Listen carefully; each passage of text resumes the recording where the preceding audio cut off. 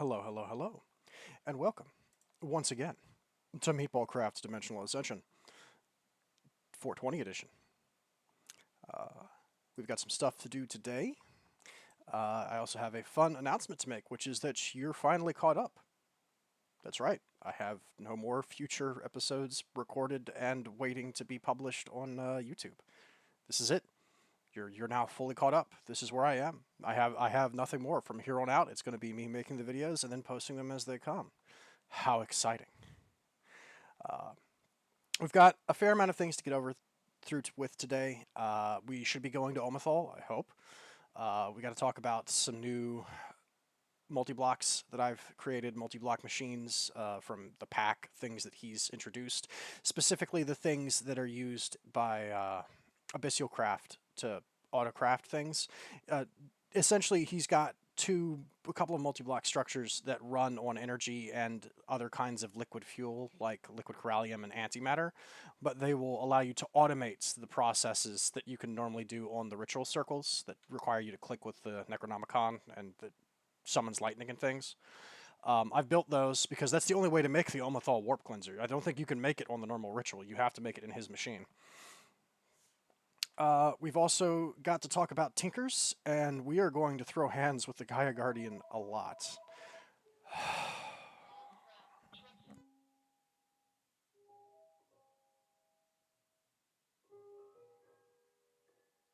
I apologize. There was one thing I forgot to do before I started the stream, and that was to throw my phone out the window. Anyway, okay. Also, you should be hearing the music. So I forgot. In my Minecraft settings, the way I normally do this is I have all of the volume set to 1, and then I just max out the internal volume of the game itself. So I think that's why the music was so soft. It's because I had forgotten I had set it down that low. I have instead set Minecraft's actual volume on my computer to 50, and I have changed my internal volume settings, so now my volume in-game is low. Where is it? I'm blind. Music and sounds. I've turned master volume was at 100, now it's at 10%, but this should allow, like if I turned it all the way up, I think you would... Yeah, it should be super loud. You can hear my footsteps. Let's turn that back down. Wow, that's a crisp click. Yeah, this was definitely the problem. So I'm going to keep it around here, or let's do 15. And hopefully this will, and yeah, that's a mimic crab. Mimic crabs will spawn in the wild near vanilla Minecraft chests, but if you don't mess with them, they're pretty passive. So I'm just letting him live here. He's better than the crows. He doesn't steal things. Anyway, so hopefully this means we'll be able to actually hear some of the music when it plays, or at the very least I can always turn the master volume up. Anyway, the first thing on our list is we're going to go kill a dragon, because I found a tier 5 female dragon underground that is a fire dragon. I want her eggs. We will try and hatch them. I know how to hatch both types of eggs now, while I'm explaining everything that's changed around the base, and hopefully that can be a thing we work on. Oh, but before I do, I should probably do one of these. So I have found, I'll talk about why I have this weird Erebus thing on my head in a minute, but it's called the compound goggles. See, it actually has, with 3 armor and 3 toughness, it's better than the rupee helmet, and all of the armor from Erebus is like upgradable. You can rub more like bug parts on them to give them special powers. Like you can create a jetpack glider on your back using the parts of certain bugs. You can rub water strider parts on your boots so you can walk on the water, and you can rub compound eyes on your on the helmets to give it night vision. And as it turns out, not only does it have an EMC value, which means I can just pull one off of the table anytime I want night vision, but in addition to that, it also here it is, tier 5 female fighter dragon. In addition to that, it also, I mean, it just has a better armor value than my previous stuff. It's just better. We're going to kill this dragon, and then we are hopefully going to get an egg from it, I hope. And then we will go back to the base and talk about some things. So I learned my lesson last time. The only reason that ice dragon didn't escape to the surface and wreak mass havoc is because, actually, I should probably get some food. The only reason the dragon didn't wreak mass havoc is because it ran into a pocket of asphalt, which caught it and slowed it down. Which we are very lucky for. Wow, that is a crisp sounding little splash. I might turn that down a little bit more. I think I liked my 10. There we go. Probably won't get that lucky with this one. So I am going to try and catch this one. So she's a black, and she doesn't have it doesn't have patterns on its wings, which means it should be a female. I think. I hope.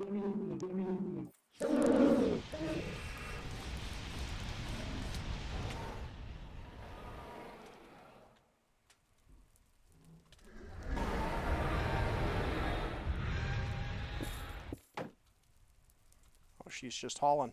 I thought I hooked her, but I guess not. Oh, she is mad. I thought I hooked her. The lag! Oh, the lag! Oh, the lag. Okay, well. So much for that.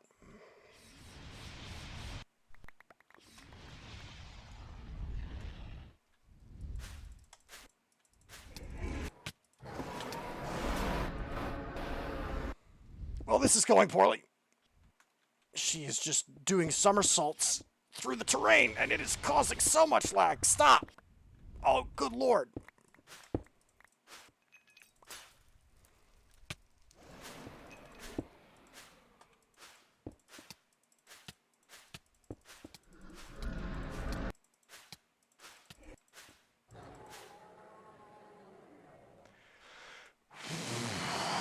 Okay.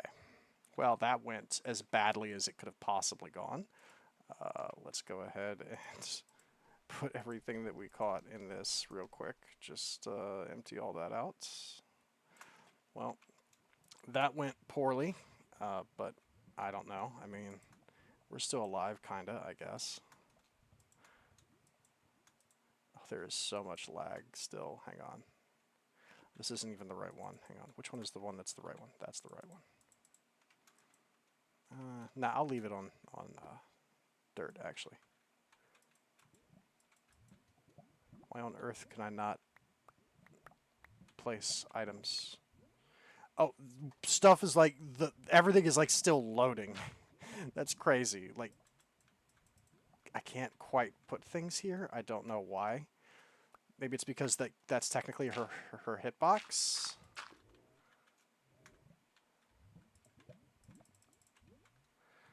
Okay, I was trying to extinguish the thing, but hang on, I can do this instead. I swear.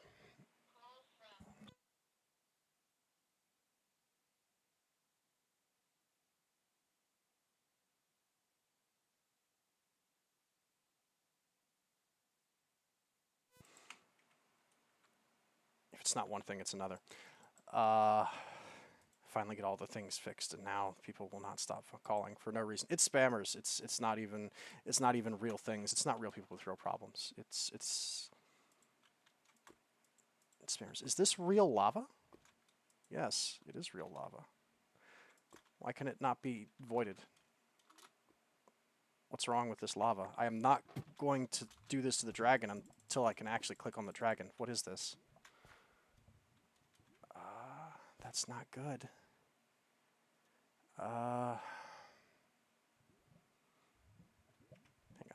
How do I open this thing again? It's H. Press H to modify. I'm just going to take the void sigil out and try using it without the sigil of augmented holding. There, that worked. Okay. Sorry, sometimes when there's lag, the best way to use a sigil, if you've got it inside one of the sigils of holding, is to just take it out and try it again. That's a way to solve that problem. Okay, so she's a female, I'm pretty sure. Are you a female? It's hard to tell when I'm looking at her. I don't think it says. But she's got no spots on her wings, which is a female trait in dragons. So, as soon as all that lava's gone, and it's not touching her anymore, so there's no chance of anything being destroyed, we're gonna... Yeah, it's slowly going down. We'll we'll hit her up and see if we can get an egg out of her. The way you hatch fire dragon eggs is you put them in fire and you keep them on fire, which is a bit difficult to do in some Minecraft, but netherrack burns perpetually. That's a vanilla feature, so it's pretty easy to do if you know how to do it. So let's go ahead and put that away as well. Come on, lava. Lava's so slow. Actually, I can get rid of it now. I keep forgetting I have that thing. Yes, hi, hello. In fact, I should have done this from the start. No. I should have done this from the start. Yeah, how you like me now? Oh, she's like physically being like propped up by the lava. That's pretty funny and a little bit weird. I'm not sure why that's a thing, but okay.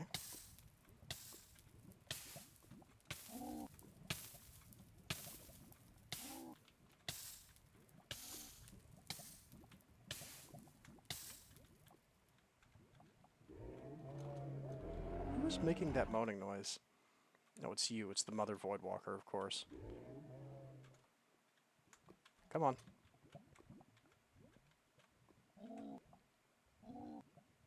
Get out of here. If that phone rings a third time, I'm actually going to unironically throw it out the window, I swear. Scam call centers are hideous to deal with. Okay. Lava gone. She should give me an egg, I think. Yeah, she's a female.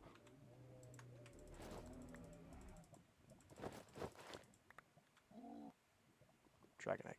She's an emerald? She looked jet black to me. Alright, I'll take it. I mean, okay. I swear she looks jet black to me. Maybe it's just bad lighting. Although I have night vision on. I don't know how there could be bad lighting, but whatever. I think I'll mark this and come back here, because I do want all of this. Say hi to the cave clops, by the way. They're very big. I'll come back and loot all this, but we don't need to do it on stream. It's just generic stuff. It's the same things you've always seen. Abyssal Knight ingots, iron chain links, ingots, books. Like, there's nothing super valuable in here. There's probably a one of those botanical mana catalysts that he's got in this pack, the custom item that's worth a ton of EMC, but I don't think there's anything truly special in here. Yeah, no, there's not. Okay, let me mark this as remove fire, dragon, cave, loot, this. There we go. All right, and I think we're just gonna go home real quick. I don't think there's any reason to stay out there any longer than that. There's a few cool structures and things I found out in the wilderness that I want to show, just because I think they're neat, but we can hold on that. So, fire dragon eggs. The way you hatch them, you set them on fire. Which is something we can do. We have that power. And yes, I haven't quite yet moved the base, but I will show you the other side is effectively done. We've basically finished it. And then once I've set this egg down and started cooking it, we will continue with some explanations, and then we will get started with what we're doing today. So, dragon egg, it's down. Check it out. So, okay, I'm actually getting rid of the phone. 30 seconds.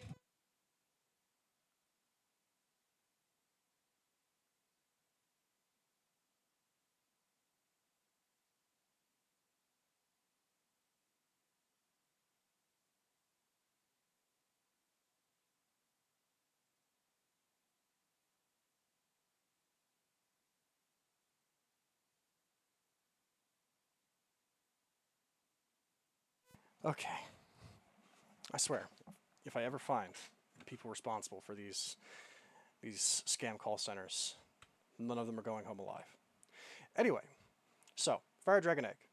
Put it on netherrack. Set it on fire. See how it's shaking? That means it's starting. Okay? We could just walk away. That'll take about 7 minutes. Okay? That animation is how you know it's working. So, I guess we'll start with a quick tour of the other side. It's like 85 to 90% done. So let's begin with that, I guess. Why on earth am I suddenly being unable to fly? There we go. Okay. Welcome to the Void World. Yeah, it's done. Check that out. Isn't that shiny? So, this is what I've put together. Once again, shout outs to the construction tools from Direwolf. They're great. You can sort of tell that some of the edges, I had a bit of a rough time blending them like this. You can kind of tell that was a hard edge. I'm going to have to break that up a bit. I'm not really done with the landscaping. Landscaping's mostly done. I realized on the mountain that there's this natural dip in the terrain. So I decided to make a little waterfall with a lake going down into it, a little pond, which I think is quite nice looking. I'll probably also install a lake somewhere on this island. I've got a few eyes on the spots. And unlike the other thing where the hobbit hole is on that side, I think the hobbit hole this time is going to be on this side, and it's going to have a much larger space in it.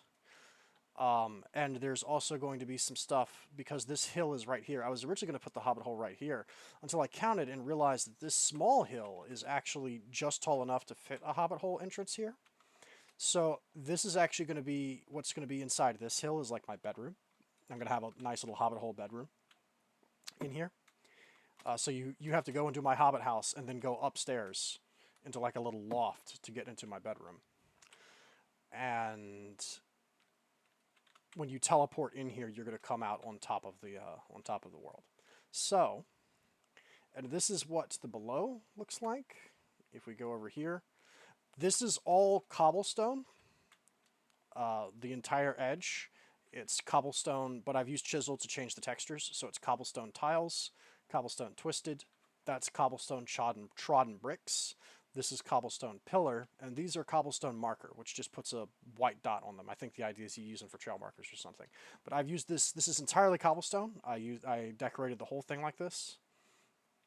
And the capstones on the top are glowstone, chiseled in the circular pattern from Chisel. Shoutouts to Chisel, which is an amazing decorative mod.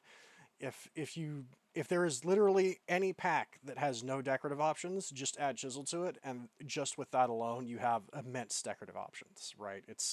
I think in the very most modern versions of Minecraft, Chisel no longer works, but there's a successor mod to it that is actually quite nice. It's coded differently so that instead of Chisel having specific substances it's compatible with, I think that mod, that successor mod, is literally like, it essentially, the way it's coded is it'll take these patterns, but they're basically like transparent, and it can stamp them onto anything. So you don't have to, like, it's an omni-compatible version of Chisel, right? Because of the way it's coded a little differently. If you get what I'm saying. Like, it could work, I think, on pretty much anything. There's 2 levels to this. This is not all going to stay. Obviously, this was just the way it was built when I pasted everything together out of the cubes. That's the center. I don't think I'm going to go more than 2 down. I haven't quite finished it. As you can see, there's still some construction left to go, and then I'm going to knock down all the scaffolding and stuff in here. I think this is enough headroom for everything I would want in the primary base. And this is, of course, Y2. This is the bottom of the world. Below this is the void. So this is what we've got, and I quite like it. I think it looks really nice. I think it's cozy. I think it's going to look really cool once I invest some time into decorating it off screen. I'm going to build furniture. I'm going to put plants and stuff everywhere. I'm going to make this place look really swag. I'm quite fond of it. Let me know what you guys think. I think it's a great template for a long-term base and a very big pack. The only problem I have is, for some reason, I think my world is bugged because it doesn't rain anymore. Not only does it not rain in the Void World, but it doesn't rain in the Overworld either. Even if I try and, like, toggle it on, it stops immediately. And at first I thought I noticed it while I was building in this dimension, and I thought maybe it's a feature of the Void World that it can't rain here, that would make a certain amount of sense. But the problem is, it does the exact same thing in the overworld now, too, and that's not normal, and I don't know why that would be the case. And I will prove it to you by showing you. It doesn't work here either. If I were to try and toggle rain using cheats, it starts and then immediately stops. I don't know what does this. I've tried looking the problem up. I can't find any answers. Reddit is, at the moment, down because of all the strikes, which I don't disapprove of. If anything, I approve of them. If anything, I don't think they're going far enough. I think it was a mistake to give the Reddit overlords a 2-day expiration date, because then your strike is meaningless. They can just wait it out because they know you're not going to stand on it. Like, that was a mistake. Y'all shouldn't have done that. You should have not given an end date at all and just said, screw you, we're on strike. But that's just my opinion. However, I can't look up a solution to this problem. I've tried. I can't find anything. Most of the problems people have with rain is, it's raining, how do I turn it off? It's not, hey, it's never raining, how do I get rain to happen? Hopefully it's a bug that just sort of sorts itself out, because I don't really have any solutions to it. Anyway, let's check on our dragon and see if he's hatched. I don't know if it's been 7 minutes. It might have been. Has it been 7 minutes? Are you here, buddy? I don't think he is, because I don't see a dot down here. No, he's not quite ready. Okay. So that's kind of good in a way, though. While that's cooking, let's talk about some of the things we've got set up. So this stuff isn't completely ready, but it's like 99% ready. So in this pack, sainagh advertises the ability to automate magic. Okay, and this is the next tier up in void mining, by the way. I built the next one.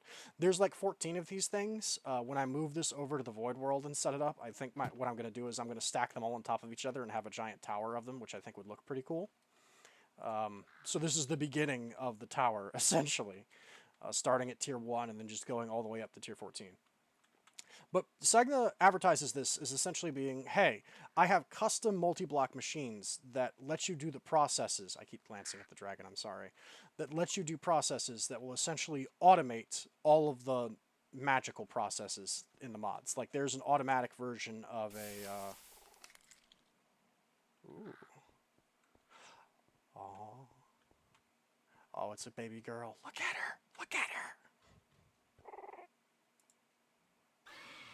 Get on my shoulder. Yes!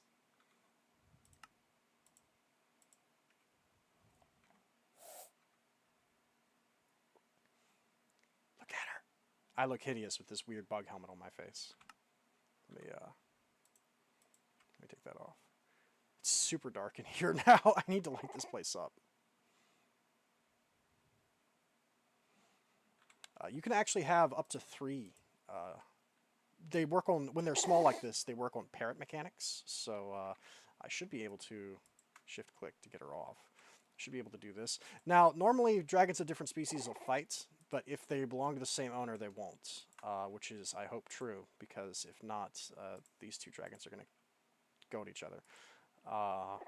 Chisel of Phantom Chains. Let's just take this out real fast. Check this. I also got him armor. I got him diamond armor. The dragon armor will fit baby dragons, too. It's adorable. So I can put her on my shoulder. And then I can put him on my... I think he's on my other shoulder. Yeah.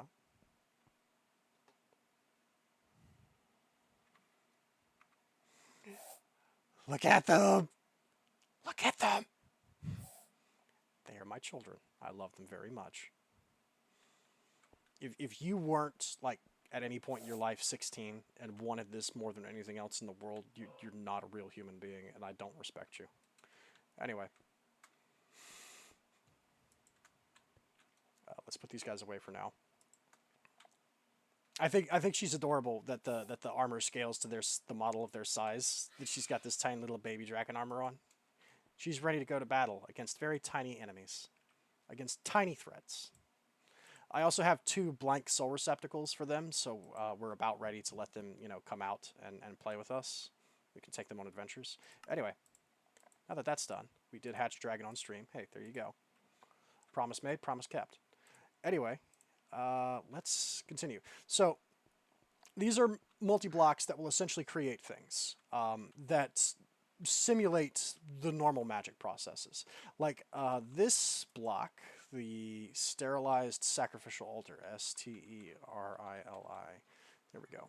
So the Sterilized Sacrificial Altar, if we check it, it will let us do 29 different transactions. And it has 3 things it needs. It needs power, it needs liquid PE, and it needs liquid LP, which is, LP is the blood from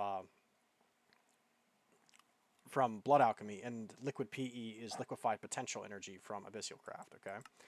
So we need this to make the Elemental Warp Cleanser, which is our ultimate goal. But a lot of the processes that you can do on the Ritual Circle, you can also do in the Sterilized Sacrificial Altar as well, including all of the things that that you need to complete the pack, all the things that are going to need to be automated, right? It's all here. Right? So this is a way, the Sterilized Sacrificial Altar is essentially a machine that is an upgrade on the ritual circles that you make with the Necronomicon. This is something he made. This is completely unique to his pack. It is a custom thing. This does not exist in normal Abyssal Craft. It's also not a part of normal modular machines either. Shoutouts to sainagh for making cool stuff like this. And as you can see, I do have a system of red, white, red that has liquid LP. I also have a cyan, white, cyan that's going to be liquid PE. I've got it over here, but I haven't turned it on yet. Then we have the PE sterilizer, which the only thing it does is it converts certain items into liquid PE, which are used to power the sacrificial altar. So all of the different hearts that are dropped by enemies can be turned into liquid PE, with the big boy hearts being worth the most. You can also turn rotten flesh, bones, string, gunpowder, spider eyes, all the vanilla sort of mob drops into liquid PE as well. Nether Stars can also be turned into PE, as well as the different rods from the different elemental blazes added by Thermal Foundation, and the different coins from Advent of Ascension can be turned into liquid PE as well. So this creates liquid PE.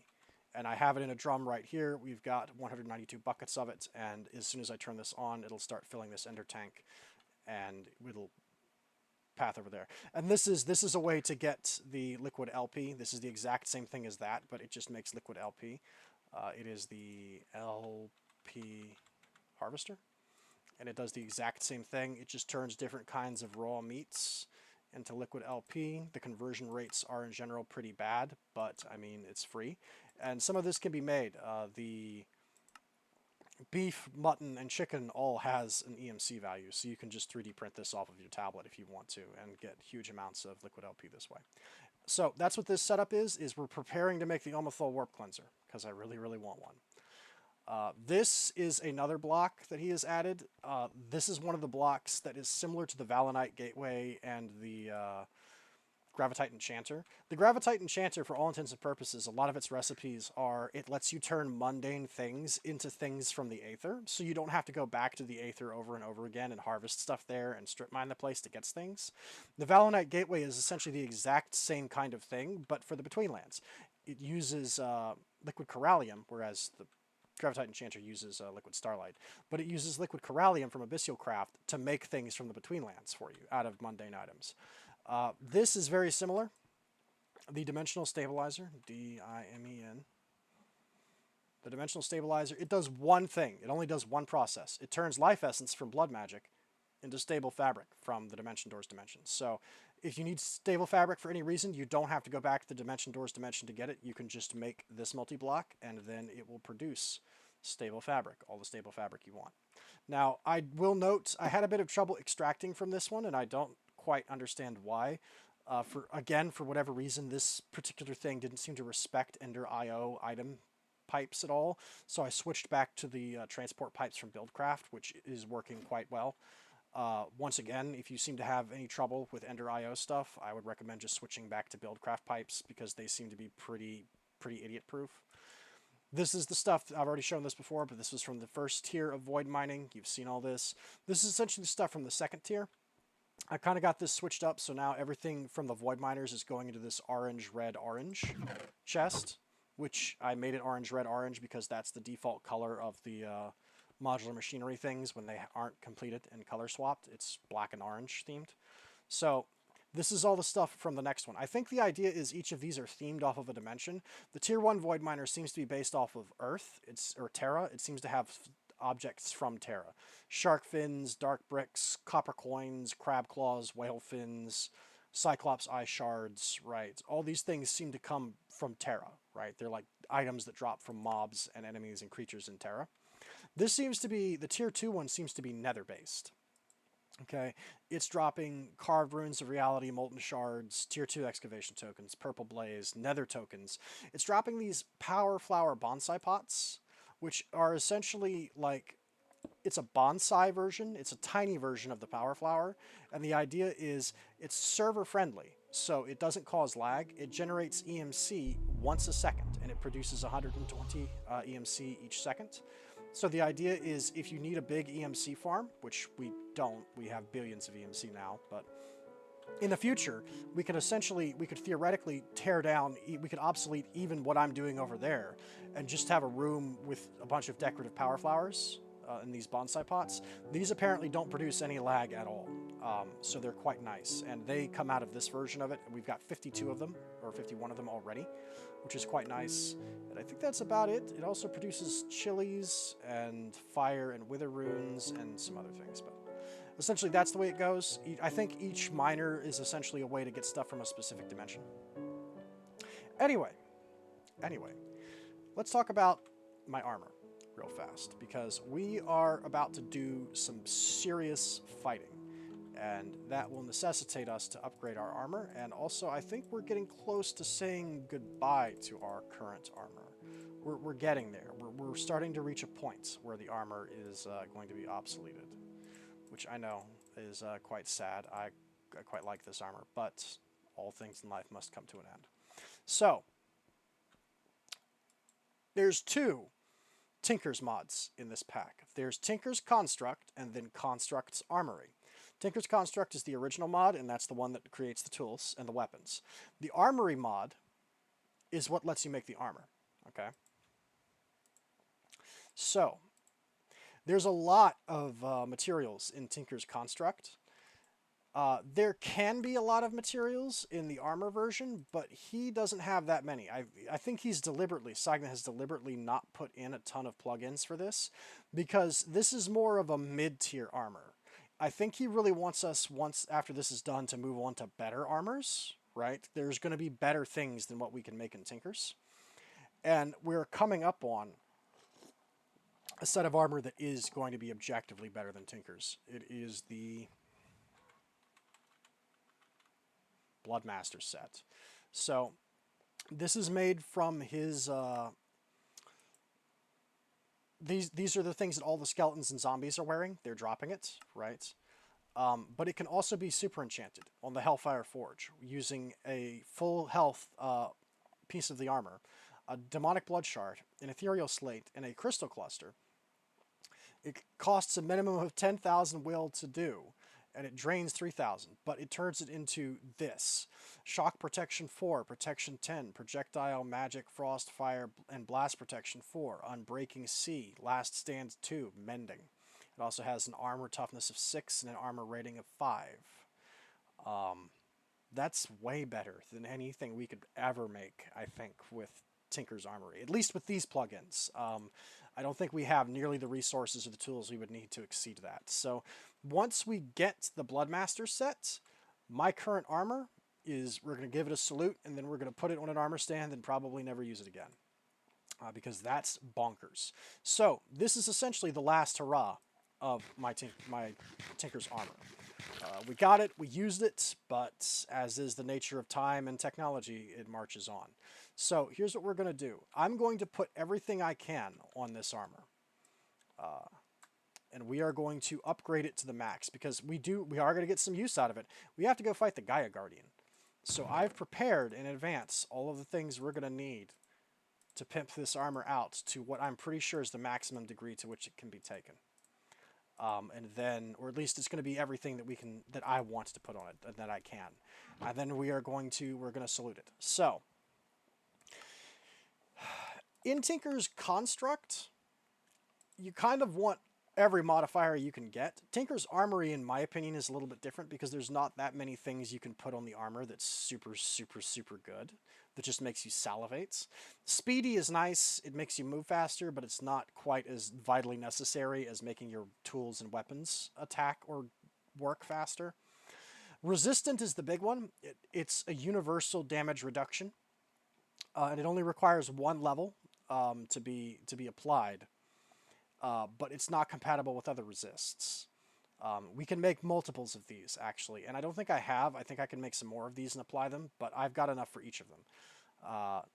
If there had been a specific magic resist, I would have gone with that, but it's fire, projectile, blast, and just resistance that are your choices, so I went with resistance. I think everybody goes with resistance. It's just honestly better. Diamond, extra durability, minor armor and toughness increase. It's single use. It just gives you a little bit of diamond trim. There's also emerald, which gives you 50% more durability in single use, which is very good. Makes your armor very tough. We could make it parasitic, so it steals small amounts of life from me over time to repair itself, which is a kind of bootleg mending, but I don't really feel the need to do that, especially since we're going to obsolete it pretty soon anyway. Mending moss just outright gives it mending, but it also makes your armor ugly, unfortunately. It makes your armor look like crap, which is very sad. The same is kind of true of putting cobwebs on it. Slows enemies that attack you directly is pretty useful, but it makes you look like a hobo. Looks like I'm wearing a trash bag on my head. Shulker weight increases the height by which you jump by rubbing shulker fruit, chorus fruit on it. However, it doesn't give you slow fall, so you can hurt yourself or even kill yourself with it if you jack it up high enough, which is cute, but no thanks. Soulbound is interesting. If you put a Nether Star on your armor, it's single use, and it's removed once you die. It doesn't require a modifier, but it makes it so your armor stays with you when you die. So basically, if I put a Nether Star on my helmet and then I die, the Nether Star will be removed from my helmet, and then I'll have the helmet when I respawn. And you can just keep doing this as long as you have Nether Stars. It's free. Since we can dupe Nether Stars, like we can just make them, that's no big deal to us, so we're definitely going to do Soulbound. Amphibious is one of the only truly good things you can put on your helmets. I wish you could do a night vision. You can, but it sucks, and I'll explain why in a minute. This is the only really useful thing, which is if you take 2 glass and prismarine crystals, you can essentially install like a... It's not a breathe underwater effect, but it makes it so you store oxygen over time when you're above water, and then you start using the oxygen when you're submerged below water. So it essentially helps you breathe underwater, right? By giving you a portable air pocket, which is pretty handy. You put these different things on your armor that can make it so you increase your attack power or you can increase your attack speed. The attack power one is really the most useful one. I don't know if I'll use it before I obsolete this armor, but I might. Most of these others are kind of crap. The only thing that really matters is both Tinker's Armory and Tinker's Construct have a mechanic called embossment.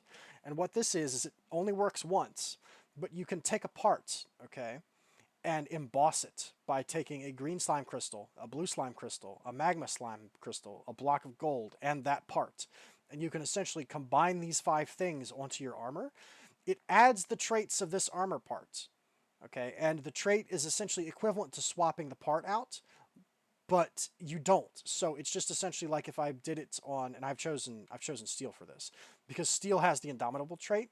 I'm going to emboss steel onto each of my armor pieces, so that way they gain the indomitable trait. But I don't swap out any parts. It's just a way to take this part off of this piece and apply it to the armor. And it can't be changed, requires no modifier, so it's essentially free, and it adds the traits of another part to your armor.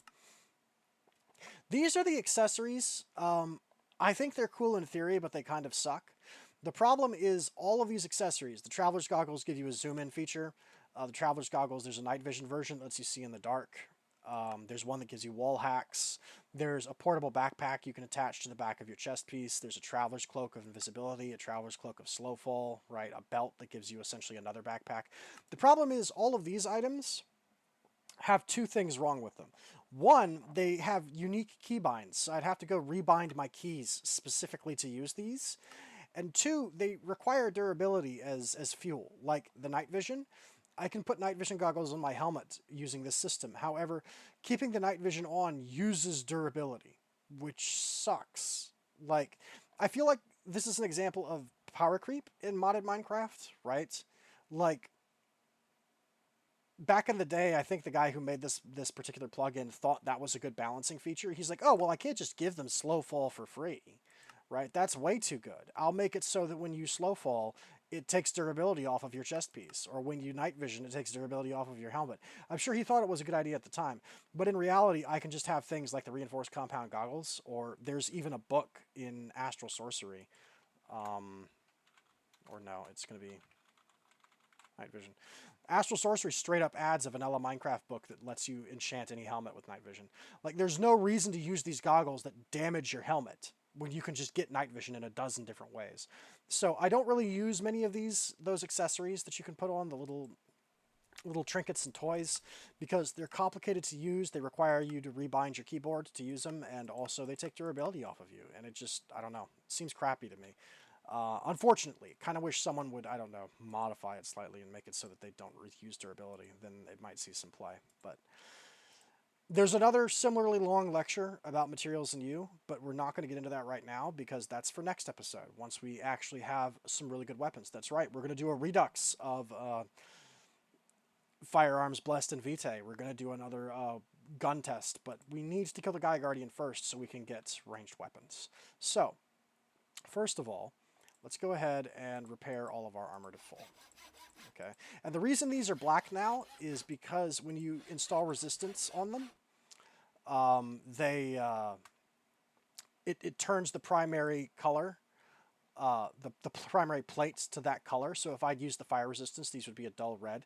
The general universal resistance is like obsidian, so it's black. So the armor actually looks pretty cool. Like, we end up looking pretty cool actually when we put it on, which is it's nice to look cool, right? So here's how this is gonna work. So first of all, Armor Forge. Here we go. So as you can see, I've already applied the emeralds to this. So this doesn't need it applied, but we are going to need to do... Actually, we'll do that last. We will take... What does it look like if I apply the diamond? Oh, it does that. Interesting. And that puts the diamond on it. Okay. And then we hit him with one of these, right? Right. And that gives me stored oxygen. Okay. Then we do one of these. And one of these. Then we do one of these.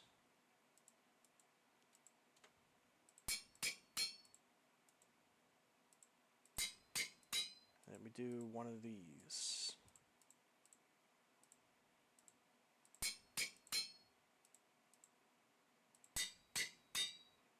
Okay. And then we emboss. I could have done this off screen, but I think it's really cool. So you see how it's embossment steel, right? Like, and I'll explain why I did that. Oh, by the way, you can see everything on the table, and it looks pretty cool. Generally speaking, as far as most vanilla traits are concerned, for materials, the two things you're going to want to emboss are going to be either... Where is it? One of them is steel. I'm trying to find the other one. I got to remember what it is. Is it... No, it's not that. Where are you? So what steel does is it makes your armor more effective. What that means is it gives you more armor pips. You get more damage reduction. That is what that does. Where are you? Where are you? The other option, I don't remember what it is that gives it, but it's essentially, it gives you more hearts. Normally, I'm all for more hearts, giving more health. However, the problem is I kind of feel like more hearts isn't necessary since we have that necklace from Reliquary that's giving us like 6 extra health bars worth of hearts at the moment. So I feel like Indomitable giving me more damage reduction is going to be better in the long run with how many hearts we have, as opposed to just using the armor to give myself a couple more hearts. In vanilla Minecraft, I think the extra few hearts would probably be better, in my personal opinion. But this isn't vanilla Minecraft by any stretch of the imagination. What is it that does that? It's Night Slime. Somehow you feel healthier if you emboss with Night Slime. Invigorating is what gives you more health. So either emboss with Night Slime or steel. Normally, I would say Night Slime is superior, but for this, we're going steel because look at how many hearts I have. Like, holy crap, look at them. So I'm going with that. So we emboss with steel. We emboss with steel. We emboss with steel. We emboss with steel. Now, we still have several modifiers. Technically, my helmet doesn't have any left, but that's because I haven't been wearing my helmet as much. My helmet is merely comfortable, where I'm an expert in the others, but that's because I'm always wearing something that gives me night vision on my head. I'm ignoring things that don't give me night vision because I don't care about them. Night vision is such a valuable tool to me because I like to be able to see what I'm doing, and I know you guys probably enjoy seeing what's going on too. Like, honestly, if it doesn't have night vision, I don't even think about it. Like, it's not even in the running for consideration in my mind. And of course, there's the final thing, which is we put a Nether Star on each one of them, which gives me like this little samurai little thing on the center of my jewels, which looks pretty cool. This armor looks a lot more swag than it did a minute ago, doesn't it? That's one of the cool things about Tinkers is as you apply things to it, your tools and your armor get pretty swagged out. Actually, you look pretty okay. This is what we look like. I think we look pretty cool. Especially with the gold wings. Anyway, so now we have not breathing underwater, but we have delay underwater if we need to. We can store oxygen in it. That's a pretty tough armor. That's pretty good. We'll go ahead and put that back. Let's see. I think we're pretty good for now. I think we're all right. So I think it's about time for us to go do some chores. I think it's about time. Now, I do have, once again, a list on the side of my screen. We have killed the fire dragon. Right. We're going to go and do the Gaia Guardian next, but before we do, we need to talk about the general direction I'm headed in this pack. By the way, I have also upgraded the battle sign. It was originally made of steel, the plate was. Don't upgrade the handle. The cactus is super important. You want this to have the spiky trait, but I have upgraded the sign off of steel and onto fiery, which is the stuff you get from the Hydra. Twilight, as a perk, makes it so that your tools mine faster or your weapons swing faster when you're in the Twilight Forest, and they deal more damage when you're not in the Twilight Forest. Auto Smelt is a perk that makes it so that if you are using a tool to mine with, it automatically smelts whatever you're mining. Superheat, I don't remember what it does, and Flammable makes it so anything that bonks it sets it on fire. This is pretty useful, but I have noticed an unfortunate downside to this, which is if the battle sign sets an enemy on fire and then they attack me, the fire transfers from them to me, so I also get set on fire. It's pretty cool looking, but I will eventually swap out of this to a better material, maybe Madulin, since Madulin has the trait Cold-Blooded, which makes it so that if an enemy is at full health and they take damage, they take double damage from full health. So I might switch off of I might switch off of Fiery to Manulin soon-ish, but for now it's going to stand fire. It's a much better material than steel. But let's talk about what we're doing and why we're doing it. And go ahead and take the ice pendant off. So, I know the next book we have to make, and it is this, the Bloodmaster Tome. So the Bloodmaster Tome, the world may become a little harder. Thanks to Galacticraft Silver for the texture. So, there's 1, 2, 3, 4, 5 things needed to make this Bloodmaster Tome. The blank slates, the blocks of redstone, the books, whatever. The two things that are a problem are this and this. So, depleted LEU-235 fuel is from Nuclear Craft. The only way to make this, as far as I can tell, is to build a Nuclear Craft fission reactor and then use uranium fuels to eventually deplete them and then re-enrich them until you get LEU-235 fuel. Okay? I'm pretty sure this is the only way to get it. I don't think it can be obtained any other way. I'm not going to make a big boy nuclear reactor, a real one, until we move everything over to the new base. So there's a hold on that. That's not going to be happening yet. However, there is something we can begin working on right now, and it's that other thing. What's this? Soul Shard, bound to blaze, tier 5, souls, 1024. The structure is a glowstone block with 4 quartz blocks around it and obsidian in the corners. Text suggestion by Sandman366.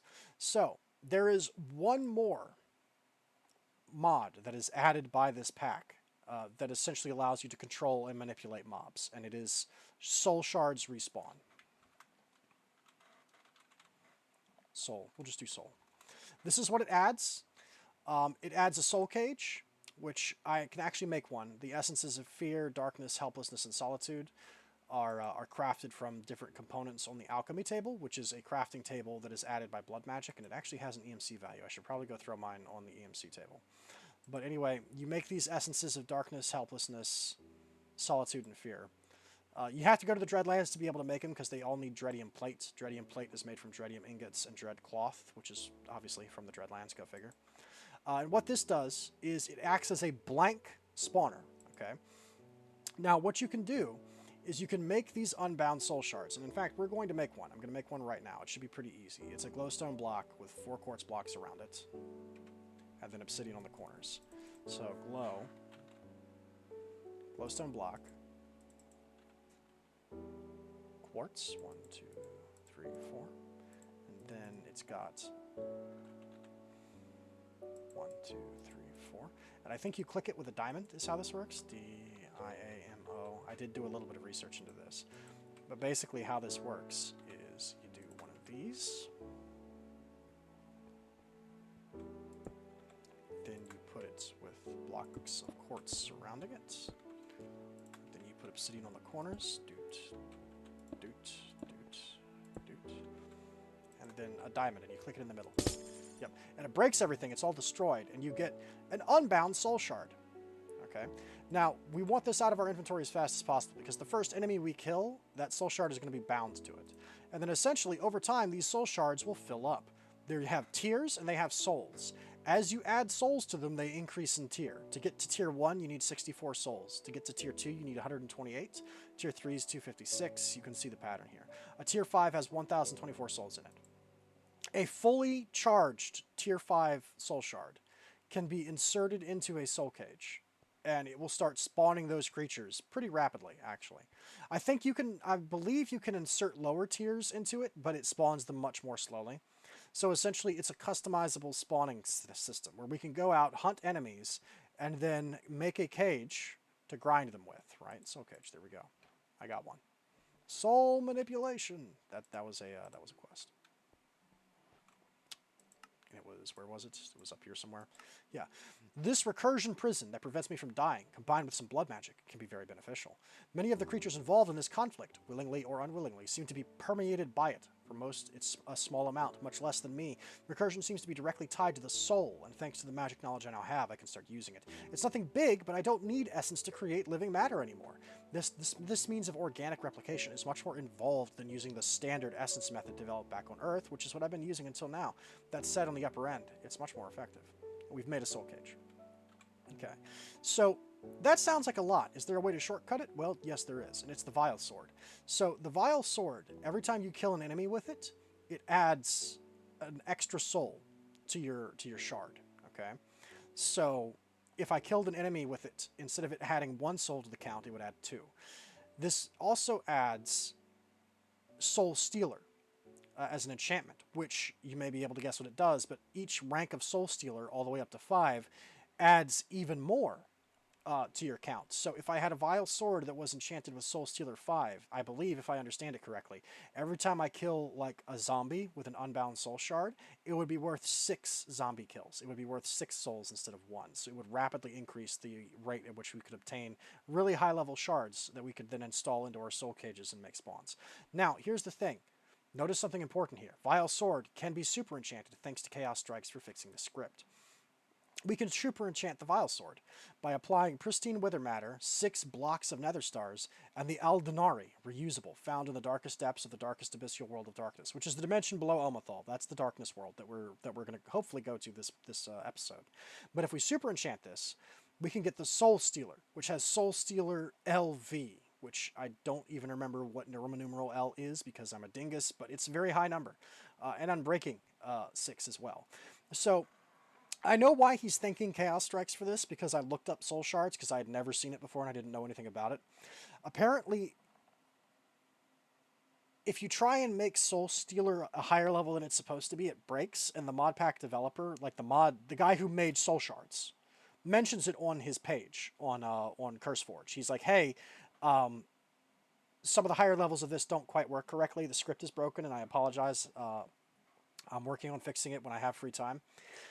So Chaos Strikes fix the script which I assume is why the Soul Stealer is capable of working with such a high level of Soul Steal. So this is our ultimate goal. I'm not going to kill 1,024 blazes to make this blood master tome. Heck no. I'm going to make the super enchanted Vile Sword and kill, I don't know, 15 or 20 blazes and get it that way, right? So, how do we super enchant the Vile Sword? What do we need? Well, blocks of Nether Stars are just 9 Nether Stars in a thing. That's not that hard to do anymore. To get the Aldenari, we have to go to the dimension below Omathal, which is what we're working towards.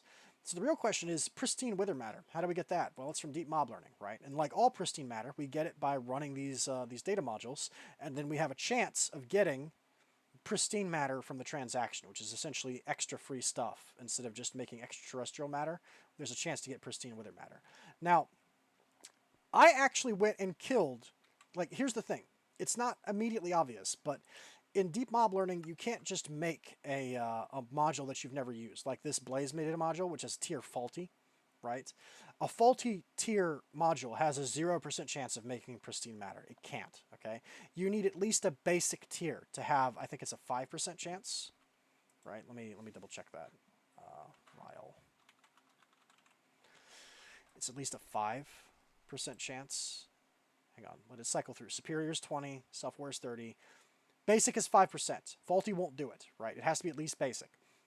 That means to make to make a pristine wither matter, you need to program a wither data module with at least 20 wither kills, which I've done. I did that. And by the way, you can also, Vile is also in Tinker's construct.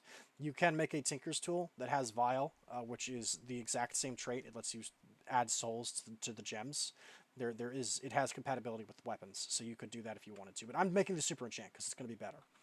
Anyway, I did that. I actually did it. And as you can see, we have a wither module that is basic. Okay, I killed 20 withers, got it up to that level. Now I need 160 to get it to the next tier, which I'm not going to bother with, probably. I might do it eventually just for the memes, but whatever. The real reason, another reason I did it is I was able to multitask while I was killing the wither that many times. You can grow Nether Stars using Mystical Agriculture, but it's expensive. It's one of the purple recipes. It's a high tier recipe. It needs Insanium to do. You also can't grow them in normal soil. The way Nether Stars have to be grown, and that's what this stuff is that you maybe saw out here, is you have to craft what's called a Nether Star Crux, and then the Nether Star Crux has to be placed below the farmland that the Nether Star seeds are planted on. Okay, as you can see, I already made one batch of seeds, and they're growing. They're 42% done. I made 4 Nether Star Cruxes. You need a Nether Star Crux below the farmland that this is planted on, or else it won't let you plant it. So there has to be a Nether Star Crux here. The Nether Star Crux is made using this recipe. Now, everything on this is easy. Insanium Essence, or Supreme Essence we can get, Nether Stars, whatever. A Diamond Block, sure. Withering Souls, there's only one way to get them. They drop from withers, and there's a 35% chance of getting them.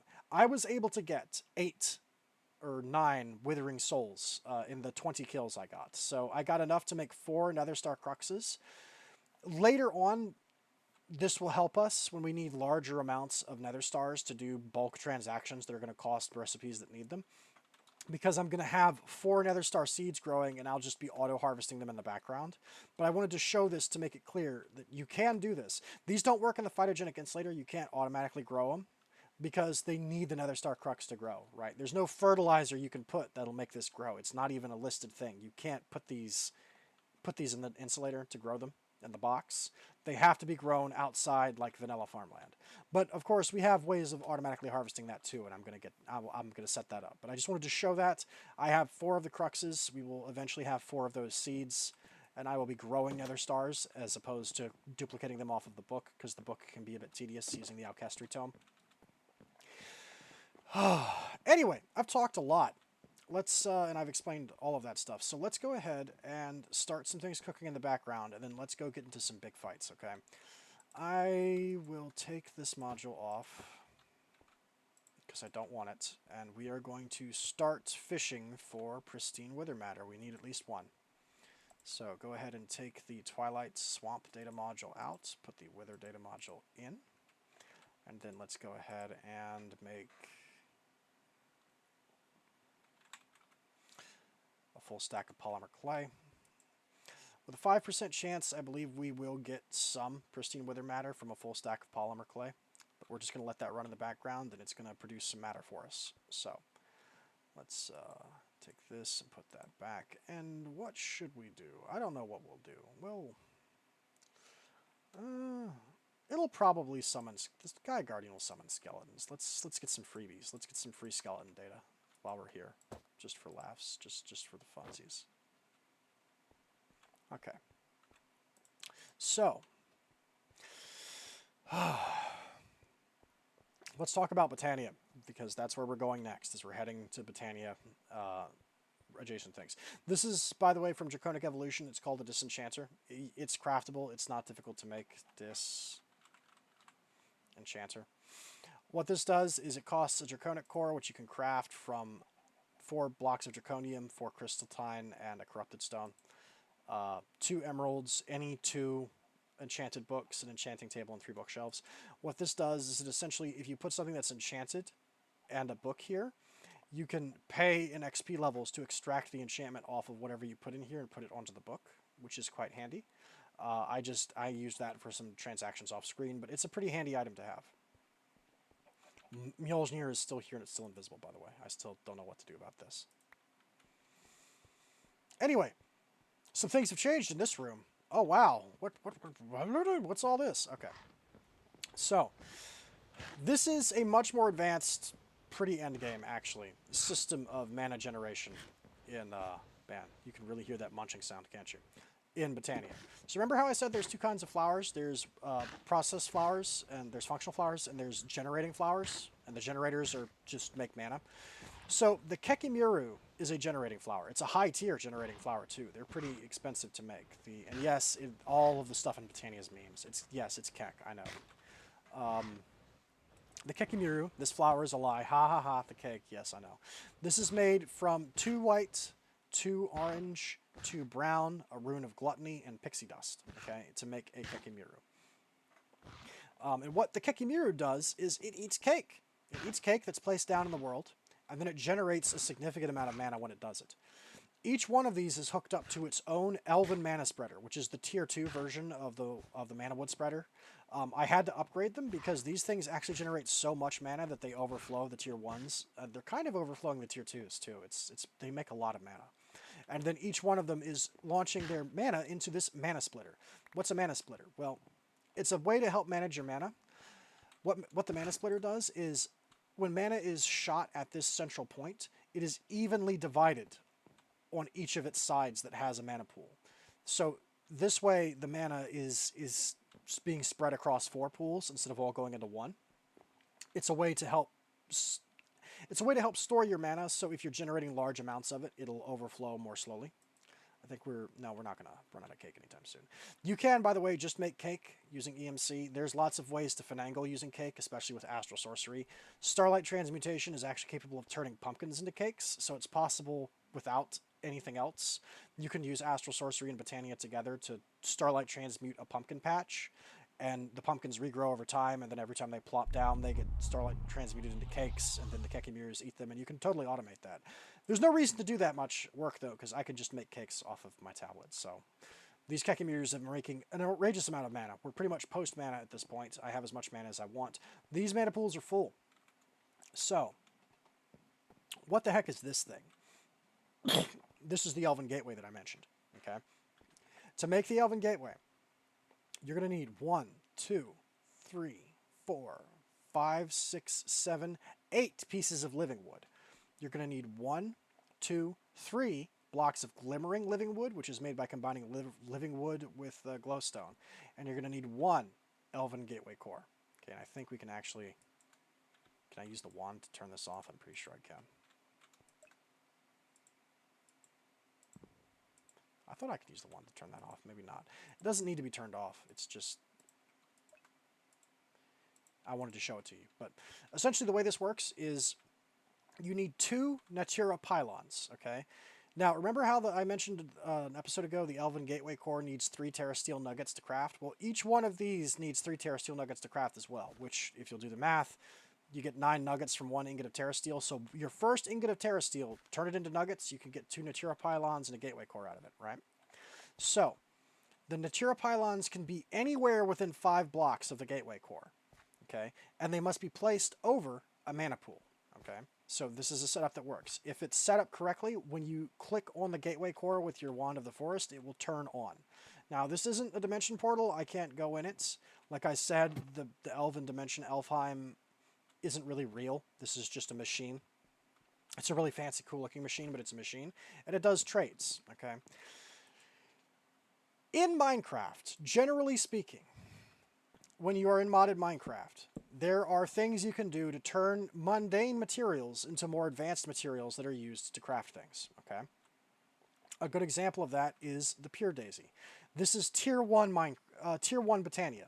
You use the Pure Daisy to turn wood and stone into living rock and living wood. I'm sorry, my throat really hurts. I apologize. My throat is quite strained today. I think I breathed in a lot of dust. But, so this is tier 1, right? It's turning wood and stone into living wood and living rock. Once you have living rock, you can make mana pools, right?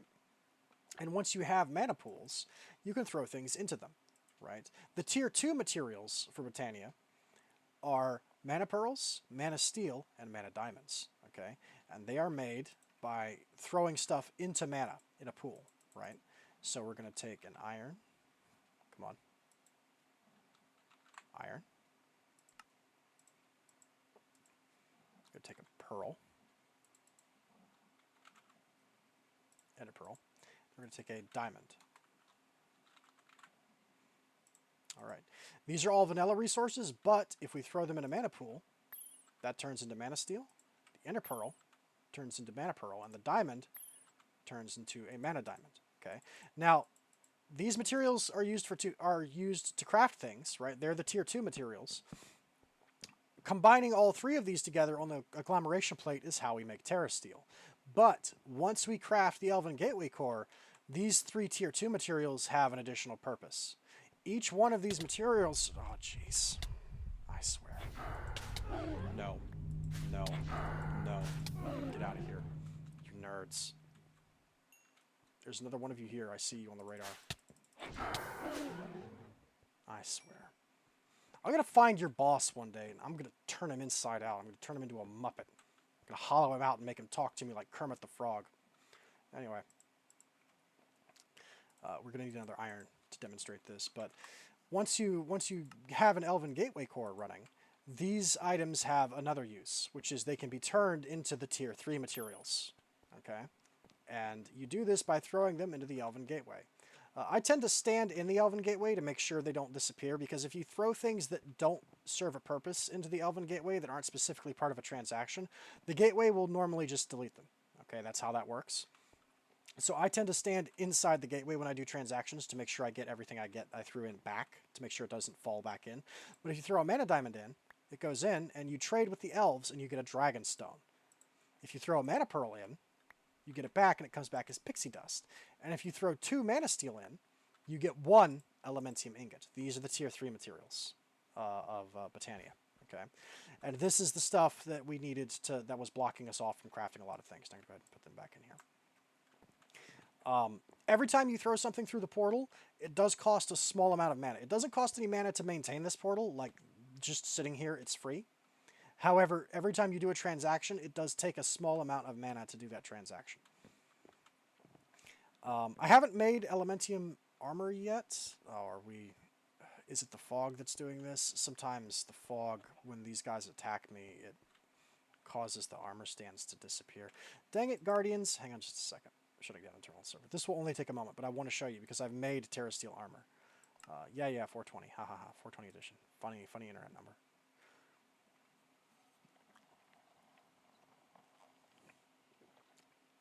Come on, Meatballcraft. Don't crash on me. I know it's a big pack. Just hang in there.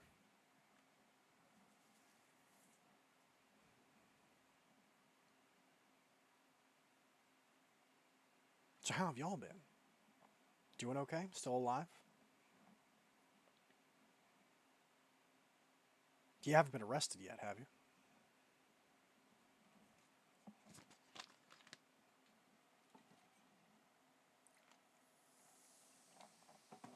There we go. Now it's back.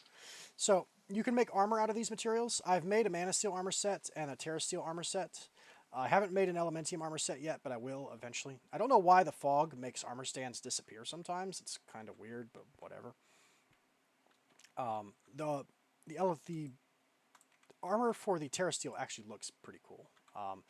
It's pretty rough to make this, but it does have an armor bonus set. Passive mana generation on mana tablets, and 20% less mana cost on mana tools and rods. So it also has pretty good stats. 3 armor toughness, 8 armor, and 0.4 knockback resistance. And I think all of the parts have that.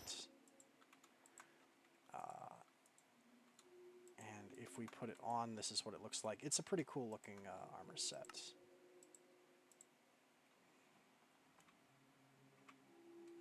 I think it looks cool anyway. You're sort of like a samurai druid. It's a pretty interesting aesthetic. Anyway. And this armor can be vanilla enchanted. It does take vanilla enchants, which I think is going to be the meta in this pack. That definitely seems to be what sainagh is pushing everyone towards, is in the end it will be vanilla enchanting on really powerful armor that has set bonuses and stuff. That will be the end game. I also have made, by the way, a divine armor set, which is made from, I think it's the divine gems, the shards. This armor set has crazy set bonuses. If you're wearing the full set, you get +6 melee damage, you jump twice as high, and you take no fall damage. It also has really, really good stats, +4 armor toughness, +8 armor. Like, that's pretty darn good, actually. I'm going to fully enchant this when we get all of our enchanting upgraded and online, and see how good I can make the divine armor. I don't think it's going to be as good as the Bloodmaster armor, which is going to be nuts, but it'll be pretty sweet to have a set of that. I'll also probably try and upgrade the Terra Steel and that as well. I'm also going to make an Elementium armor set when I have the time. But I just wanted to show this off. So once you've done all this, well, are you done with Botania? No. There is yet more to do, and we're going to go do it actually. In fact, we're going to go do it right now, but I just wanted to show one more thing. So the more inputs you have on a terrestrial agglomeration plate, the faster the process goes. So by having 4 mana pools here that are all pulling from 4 sparks, this transformation takes place a lot faster. So you can make Terra Steel more quickly this way, just in case you were curious, if you were ever wondering how you're supposed to do this. The more you have for this to draw upon, the better it gets. I'm not going to do all 20 of those on screen, although I certainly could. We go ahead and take that here, here, and here. I live in a post-mana world now. It's a very fun world to live in. I'm pretty rich as far as Botania goes. We're going to go fight the Gaia Guardian. And I've made a special arena for this and everything. I'm quite proud of it. So, let us begin. Oh, but before we go fight the Gaia Guardian, we do have something else to make first. There is a weapon we can make that I'm going to make, because up until now, I think Sakthoth's Soul Reaper Blade has been the best sword I could make with 30 attack damage. This can't be enchanted, although it can be super enchanted. I can super enchant this thing, but I can't normal enchant it. I'm not quite sure why. But I do know that we can do better than 30. There's a weapon in here that's better than 30. And it's this katana that's associated with Corrales, the titled Great Blade. So we can make this out of these materials. This thing has an attack of 53, and it also has plus 1.5 reach. It has Sever 10, Mending, Sweeping Edge, Sharpness XXV. Creates a wave through the air that knocks the targets back. So it's like an anime sword, too. You can do like a Getsuga Tensho with it, I think, or something like that. That's pretty baller. I want that. So we're going to make one right now. Now, this isn't just me being greedy. There's another reason we're doing this, and I suppose I'll also progress this quest. We need to make fission reactor casing to progress this quest right here. Proper fission. We need fission reactor casing and a fission controller to make the big boy reactor. I had this all set up in advance. This took a while to make. Actually, I don't have it set up in advance because I don't have all the plating. It's fine. I can finish this off screen. I actually forgot the plating, like some kind of fool. I can't believe I forgot the plating.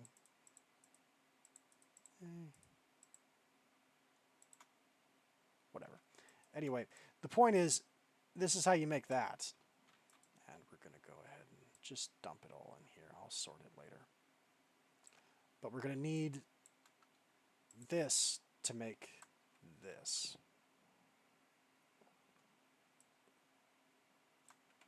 there's not going to be enough room for all this crap in here. Jeez.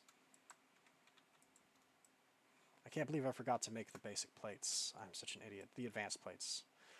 You need a lot of Simmerite and Fiery plates, by the way, to make that. The reactor casing is a pretty expensive thing to craft. It kind of sucks. Anyway. Okay. So, we're going to make this sword. I'm not just making it to be greedy. There is a reason why we are crafting this. The reason why is... So, let's talk about the Tinker's Battle Sign. The Battle Sign is kind of meant to be a joke weapon, except it's also the most powerful thing in this pack. Or it's the most powerful thing in Tinker's Construct, in my opinion. It's one of the best tools you can make. As I'm a big proponent of them. I mean, you've seen how hard things get slapped whenever I use them, right? Like, they're just good, right? But how do they work, really? Well, a normal battle sign, right? What it does is it reflects projectiles, and it also reflects a small amount of damage back on whoever attacks you, okay? It's okay, but it's not, like, super amazing. Basically, Poseidon. Nice. I think we'll go ahead and put this away, and we're going to try this out. What do you look like? Oh, you look pretty cool. So, it says it throws a thing. Creates a wave through the air that knocks targets back. Oh, do I have to physically hit an enemy for that to hit them then? Maybe I have to hit an enemy with it for that to register. Anyway, so the benefit of Tinker's Battle Signs, one of the perks of them, is they have a special interaction with Cactus, which is the reason why I was so eager to get Cactus for my battle sign very early on. So when something bonks you with a battle sign and it has the spiky traits, which is what you get from having a Cactus handle, something interesting happens, which is, in addition to them being bounced back and having a small amount of chip damage inflicted on them from the shield, if your shield is spiky, if it has that trait, it simulates the enemy being hit by whatever weapon you're holding in your offhand. Okay? This is why, when I had the bound Bloodblade in my hand, even though I couldn't swing it because it had an enchantment I didn't understand on it, it still worked, right? I could still get blood shards because it was simulating hits from the sword, right? That's how that works. Let me see, where is it? It should be X'd out, but there it is, Gaia Guardian Arena. So it simulates being hit. This means the stronger the weapon in your offhand, the better your retaliation damage will be, because it essentially simulates a hit. This is also why I was able to so easily get so much raw will, even though I rarely actually hit anyone with my sword, with my sentient sword. It's because it's simulating sentient sword hits every time someone gets reflected. By upgrading to the title Greatblade, I'm going to be doing 53 plus a little bit extra damage every reflection on the battle sign. So I have a direct incentive to have as strong a weapon as I can find in my hand, even if I'm playing a purely defensive game, which is pretty fun. So that's why I wanted to make that before we engage the Gaia Guardian, because we're about to fight the Gaia Guardian.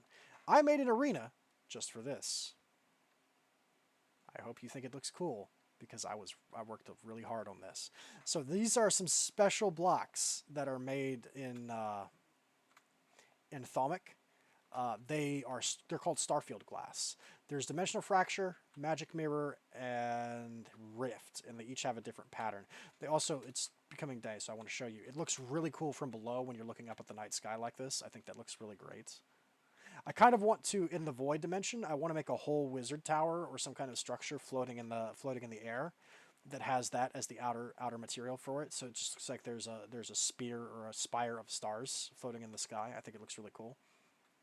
Anyway, this is the Gaia Guardian Arena. These are made of iron alloy blocks because they were the only block that can sustain a beacon that I thought looked good. So, how does one make a Gaia Guardian Arena? Well, you take a beacon, and it needs to be an active beacon. Then you surround it by 4 of these Gaia pylons. These pylons have to be a specific distance away. It is 1, 2, 3, 4. Okay, they have to be 4 blocks away. Although they don't have to be at this height, I think they can be 1 higher. Or, no, they do, but the beacon can be 1 higher. I could have extruded this up a little bit higher if I wanted to, and that would have lifted the Gaia pylons up a level as well. So, the Gaia Guardian is a boss in Botania. The Gaia Guardian gates you on a lot of content. It's the big challenge, the first big hurdle you need to overcome in Botania is fight the Gaia Guardian and win. Okay. The Gaia Guardian is a lot like Shadow Link from Legend of Zelda. It's a copy of you, and if you have a custom avatar, which I don't, but if you have a custom avatar, it even looks like you. It's like a black shadowy version of yourself. You got to fight Dark Link. Okay. And when it dies, it's going to drop some nice materials for us, including Gaia Guardian spirits, which you've seen some of these in recipes, dropped by a tier 1 Gaia Guardian. The Gaia altar uses 4 Gaia pylons over the mana steel. Over the mana steel? What do you mean over the mana steel? I don't know why that says this is a correct Gaia altar. It should be. I don't know why we need mana steel for this. Hang on. This may not be the correct thing. I'm going to try and summon the Gaia Guardian anyway. But anyway, these are used for a lot of things. They're used to make some pretty advanced accessories and tools. They are also used, you will note, when you throw, I didn't do this, but if you throw living wood through the portal to the elves, you get dream wood from it. To make the bow limb, which is the only thing holding us back from making ranged Tinker's weapons, you need a Gaia Guardian spirit, right? So once we kill the Gaia Guardian and get some Gaia Guardian spirits from them, we can make the bow limb, and we can really upgrade our weapon game, which is going to be next episode. We're going to do another gun show and show off some things and see if we can figure out what the best DPS is. I'm pretty sure I already know what the best DPS is, but we're gonna do it on screen because it's fun. So the Gaia Guardian is also going to drop these things called Dice of Fate. Okay, we can craft them too on a Gaia altar if we make one, but I'm not going to. So, Relic, Unbound. He deals the cards to find the answer, the sacred geometry of chance, the hidden laws of a probable outcome, the numbers lead a dance. So, in Botania, there's this concept of a relic, okay? And a relic is essentially an extremely powerful accessory, item, weapon, or tool, and a character can only ever have one of them. Okay, and the way it works is whenever you kill the Gaia Guardian, everyone who participated gets a Dice of Fate that is bound to them. The dice is itself a relic, and it's bound to them. Only they can open it, and only they can use the relic that comes out of it. It's kind of like a loot chest. You open it, and it's going to give you something, okay? Now, the way relics work is you can only ever have one of each of the relics, but when you get a relic, it's scratched off the list, right? So you can't get duplicates. There are 6 relics in Vanilla Botania. I don't suppose searching relics shows it, does it? No, it doesn't. We'll just do this. I'll just go through it. So I should have written this down on a list so I could have explained this more adroitly, because I think they're scattered all through this crap. But essentially there's... Okay, wait, no, here they are. They're all in a row. So there's the Fruit of Grisaia, which I believe what it does is when it's in your inventory, you spend mana to fill your hunger, which is pretty useful. There's the Key of King's Law, which is straight up something from an anime, or it's like from Kingdom Hearts. It's essentially a magic key, but it's a weapon. What it does is when you click it, it summons a bunch of floating keys and swords that then home in on enemies and explode. It's pretty good. There's the Eye of Flugel, which there's something called the Flugel Tiara that you can craft in Botania, which is a tiara. It's a crown that gives you limited flight, but there's certain limitations and parameters on it. If you have an Eye of Flugel in your inventory, what it does is it upgrades the Flugel Tiara, so it gives you true creative flight. So the Eye of Flugel and the Flugel Tiara together give you true creative flight. Then there's 3 rings, the Ring of Thor, Odin, and Loki, which are from each of the Norse gods. And they give you different buffs and effects as long as you're wearing them. They are rings that you can put in a bauble slot. Now, the 2 things that I really want from this are the Key of King's Law and the Ring of Odin. The Ring of Thor and Loki, I vaguely remember what they do, but I don't remember the specifics. They're okay, but they're not great. The Ring of Odin gives you like 4 extra hearts, and it also gives you like a bunch of passive resistances. Like, essentially what the Ring of Odin does is if you were in Vanilla Minecraft and you were going to go into a big fight and you you drank a bunch of vanilla Minecraft potions to buff yourself. Essentially, whatever those buffs are, that's pretty much more or less what the Ring of Odin gives you. But it's just a ring. You just wear it and get them. So in my opinion, in my personal opinion, the Ring of Odin is the best of the three. And the Key of King's Law is just a baller weapon. It's straight out of an anime. It's some crazy Kingdom Hearts, by will of my blade, the bone of my soul, unlimited key works, just spamming people with crazy magic keys. Now, that means in Vanilla Botania, you have to fight the Gaia Guardian 6 times to get all the relics, which, I mean, we're going to do it. However, Extra Botany adds like 10 more relics, and I don't know if they are also obtained from Dice of Fate or if they're obtained from another method. So I brought extra Terra Steel bars with me, just in case. I intend to fight the Gaia Guardian until I get what I want. Let's put it that way. That's what I'm doing, is I'm doing it until I get the thing I like. And that's just, I'm going to be stubborn about it. I hope I only have to do it 6 times. We'll see. I also, to be fair, I don't know exactly how dangerous the Gaia Guardian is going to be. Every boss except for the Sun God has been buffed so far. Thanks, sainagh. To account for the fact that we have crazy tools at our disposal. If this was Vanilla Botania, with this many hearts, with tools that do this much damage, with a Master Ice Wand from Electroblobs, I would run the Tier 1 Gaia Guardian for his lunch money. I would mug him in the back alley and take his foam inserts out of his shoes. He would stand no chance, or she, or it, whatever it is. It's a weird shadow person made of magic, don't question it. However, I don't know what he's done to this Gaia Guardian, if it's any stronger. Now, there are stronger versions. There's a Tier 2 and a Tier 3 that you can summon for bigger fights, and they drop different things. But I'm pretty sure you can get Dice of Fate from just the Tier 1. So we'll see how dangerous this is. But, and I'm actually going to do one of these, because this has a bopping soundtrack. We're actually going to do, oh, I don't know, dial this all down to 70? Friendly creatures. I kind of just want the music jacked, but everything else a little quiet is what I want, because there is straight up a rock and roll soundtrack that plays when you fight the Gaia Guardian. It's pretty cool. So I think that might be okay. Yeah, the music's coming in a little bit clearer, but everything else is quieter. Okay, that's what I want. So I'm going to go ahead and summon the Gaia Guardian. We're going to get this started. I did want the Tidal Great Blade. I don't know if it's immune to magic. I don't know if she can, how this is going to go. So we're just going to jump in. Yeah. Turn that volume up. Oh, she coming.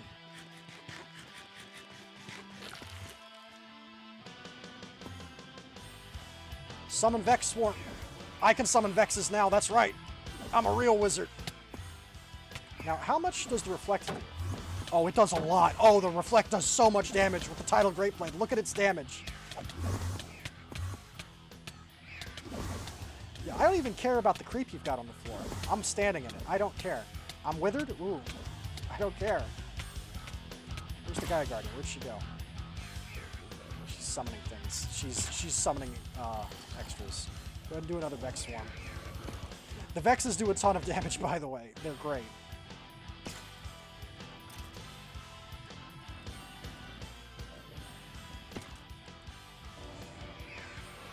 Summon more Vexes.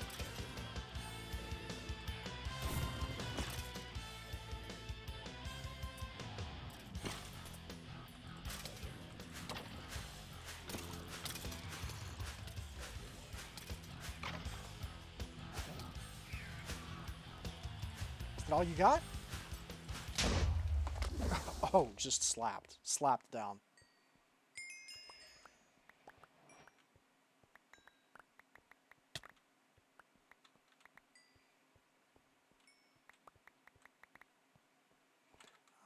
Let's see. What did we get? Just an epic shader? Oh no, we got 8 Gaia spirits. Is that it? Is that all we got? Surely we don't have... Do we have to fight the stronger Gaia Guardian to get the Dice of Fate? We might have to fight the Tier 2. Let me do that again. Because we can... I have allotted a lot of time in this recording to doing this. I think we can just keep going. I'm going to keep going. If we have to fight tier 2s to get the Dice of Fate, that's fine. We'll get some... Because to fight a tier 2 Gaia Guardian, what you do is it's the exact same setup, but you do... you make a Gaia Spirit Ingot, which is made by surrounding 4 Gaia Spirits around the Terra Steel Ingot, and it gives you a Gaia Spirit, and you click that on the beacon to summon the tier 2, which is a stronger version of the Gaia Guardian. I want to see how much damage Annihilation does. This is a new spell. It appears to just be DPS. You point and click.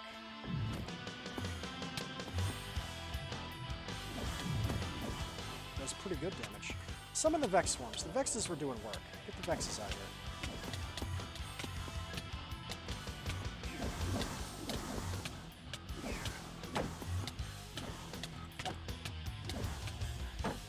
Oh, the Gaia Guardian does not like that.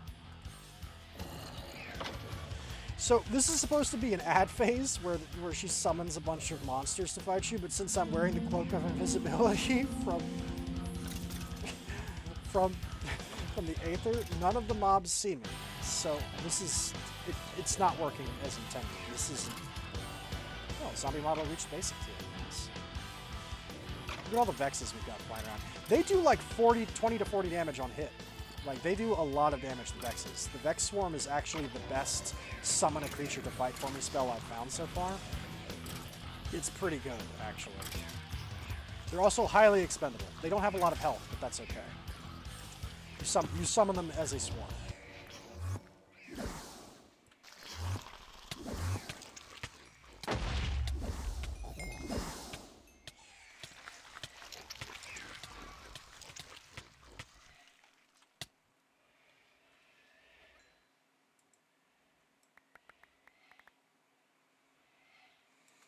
We got Kane Vinosec, Endure Emptiness. This is from Botania. I think that's actually the song that is playing, Endure Emptiness by Kane Vinosec.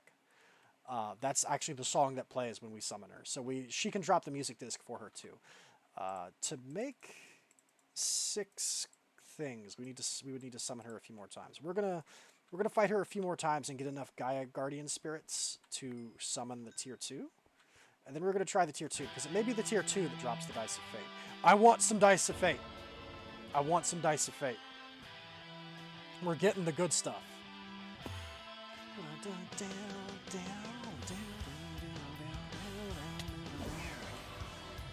This stuff also withers you that she's putting on the ground, but like, I don't care about it because I have so much health. It's outrageous. It's disgusting how strong I am. I was wondering if the Gaia Guardian would be buffed. It feels like the Gaia Guardian is not buffed, but I'm suspecting that maybe the higher tiers of Gaia Guardian will be buffed from what they normally are, because I'm just absolutely slapping the basic tier Gaia Guardian.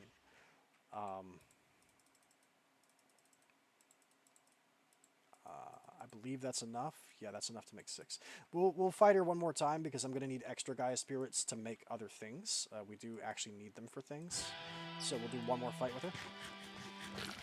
And then we will go make some Gaia Spirit Ingots and come back here and try and fight the tier 2 and see how well we do.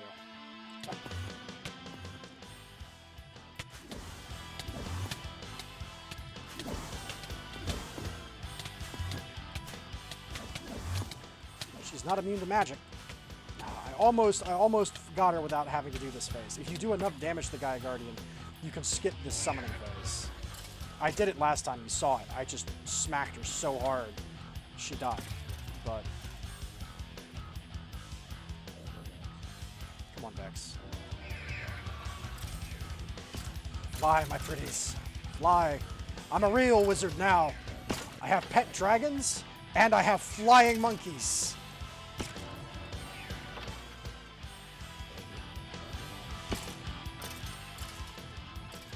By the way, if you were wondering, this is about as cool as modded Minecraft gets. Like, I could have my dragons grow up, and then maybe do this fight on Dragonback.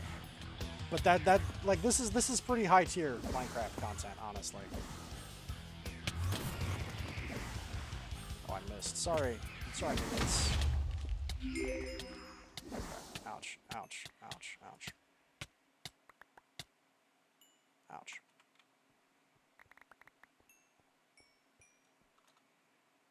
Nice. Okay. Let's go back to base real fast and make some Gaia Spirit ingots and see how rough the Gaia Guardian 2 is. Because honestly, if you're in vanilla Minecraft, fighting the Gaia Guardian can be the first tier of Gaia Guardian. If there's nothing else boosting your power or giving you strong equipment or anything, just vanilla Minecraft Steve throwing hands. The tier 1 Gaia Guardian can be a pretty big obstacle. It's not uncommon for you to need to resort to like potions and like clever strategies to beat her. The real fight though is the tier 2. There isn't officially a tier 3, but a lot of mods, including extra botany, and there's another one that's another divine mod that adds more stuff to the end of Botania. Several Botania plugins add a Gaia Guardian tier 3. And one of them is in this pack as well. I believe it's extra botany that's doing it. So there's a tier 3 Gaia Guardian as well. I'm not looking forward to that. I'm sure she would just do me dirty like Bane did Batman. Just break my back in half. She would snap me open like a Slim Jim. So we're not going to do that fight. But we'll have to do it eventually, but not today. So let's go ahead. Now that the surprise is done and I already jump scared you with this arena, I was like, haha, check it out. I'm going to go ahead and turn that marker back on so I can find it more easily. This stuff looks way better at night, by the way. It really does. This stuff looks super cool at night. It's the glass from Thaumcraft. Okay. Gaia Guardian, tier 2. Tier 2. And we get a different soundtrack. Yep. This one's a little bit more hardcore.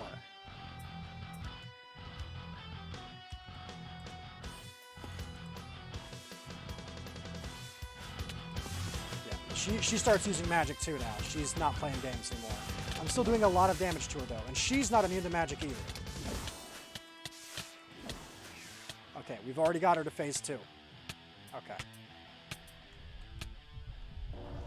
Now is not a good time for a Thaumcraft event, please.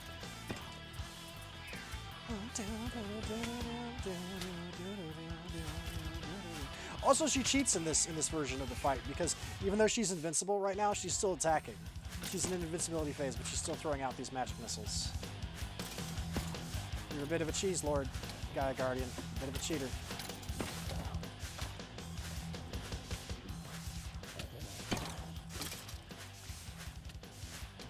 I'm gonna have to recharge my wand. My wand is running low on magic. Skeleton data modules reached the advanced tier. Oh. Kill that witch in the back. She's healing herself. Yeah, that's what I thought. Sit down. Greater Gaia Spirit. Yep, there we go. Dice of Fate. Okay, hey, check it out. She also gives you random things from Botania as well in this stage. We got a couple of things. We got a relic shader grab bag and a yellow hearts. She gave us a mana diamond and mana pearls. She gave us 16 Gaia Spirit ingots. We get a lot more Gaia Spirits for fighting her in this phase. We got a Black Lotus. We got some runes of water. Will of Irem. Craft with a Terra Steel helmet to add the following effect. Critical hits apply a strong weakness effect. Cool. We got ourselves a Dice of Fate. We got ourselves a Greater Gaia Spirit, dropped by a tier 2 Gaia Guardian. We got ourselves a Relic Shader grab bag as well. And of course, there's all this crap that the other enemies dropped. That was a bit more of a real fight. That was a little bit less, substantially less cheesy, actually. That was a bit of a fight, but we still emerged triumphant. We still won. I think I can do one more of these before I'm going to have to... Actually, you know what? I'm just going to go ahead and heal the wand now. I didn't notice. I would have done it when I was here.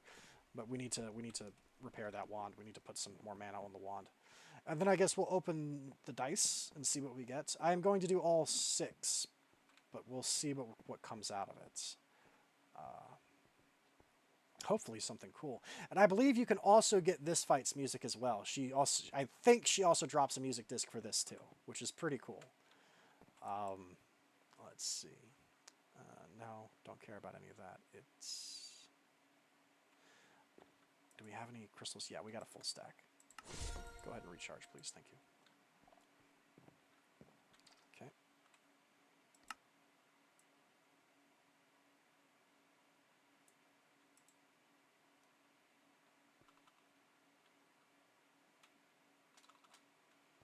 Okay. Let's open the dice and see what we got. The dice lands on a 3, and you notice that it transforms into something else.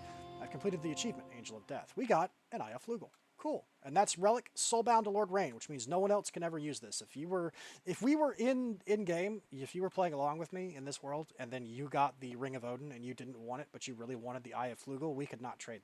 It's soulbound, similar to how that kind of thing works in games like World of Warcraft. It is a thing that belongs to me. You don't get to have it. I can't give it away even if I wanted to. You couldn't use it. So I think I'm going to go ahead and... Which backpack had all the stuff? This one. I'm kind of running out of room in the white alchemical bag. I'm going to have to start rejiggering all my tools and stuff, but the Eye of Flugel we'll put in here for now. Okay. And what is... Because that's a content tweaker thing. What does the greater Gaia spirit let us craft? So, Das Rheingold from Extra Botany. It's used to make the Flugel Tiara. It's used to make the Twilight Jewel. We need it to make the Arcanum Blade, which is a super enchanted version. By the way, I have solved the Divine RPG Arcanium dungeon. I'll explain that too when we have time. But that makes a super enchant of that. It's used to make the Finium Warper, which is a new Warper dimension that we can't go to because we still don't have access to Sednites. It's used to make the Crazy Lily, which I don't know what that does. Right-click while standing in front of a block of obsidian, same level as the floor, looking east. And it takes Eldritch Will Seed Crystals, Holly Top Petals, Omathal Essence, and a Tattered Scroll. Oh, and we need it to make the Gaia Tesseract, to break out of the Gaia, to legally get out of bounds in the Arcanum dungeon. We can do... How do we make the Everwatching Eye? I think we can craft one of those now if we wanted to.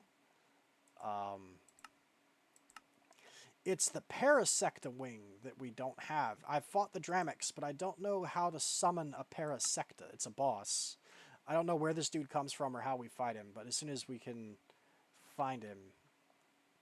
Does he come out of the Phoenix Altar? That's kind of weird, because I would have thought that the Phoenix Altar would summon a phoenix and not a giant bug. That's a little weird, but okay. Anyway, let's continue.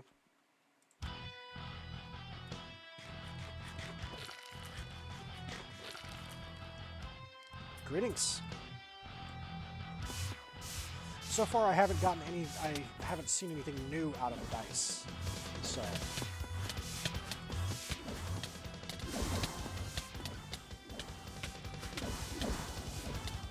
Okay. She's been pushed to her final stage.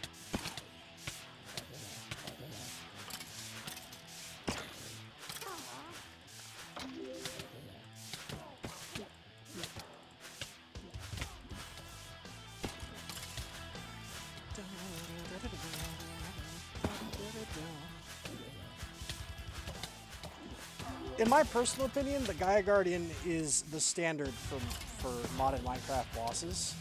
If you want me to think that your boss is good, you have to be at least this cool. Otherwise, your boss is kind of mediocre, in my opinion.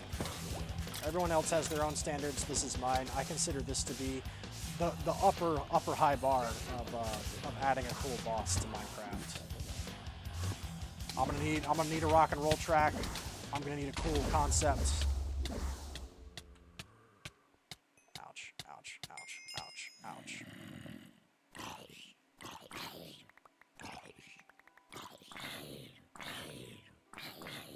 The Pinkinator. Apply directly to Wither. Don't know what that is. Did we not get a Dice of Fate? I'm sorry, did we not get another Dice of Fate?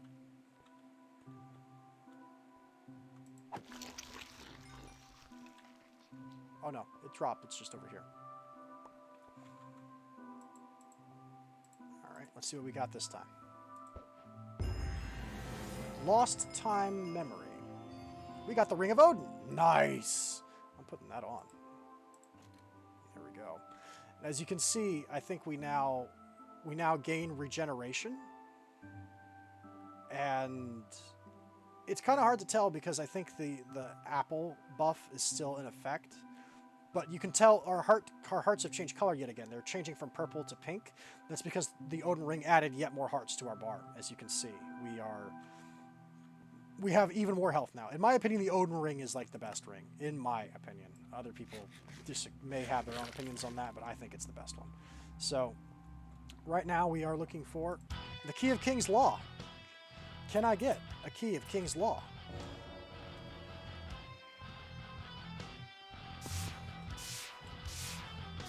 Can I become a walking Fate Stay Night Relics?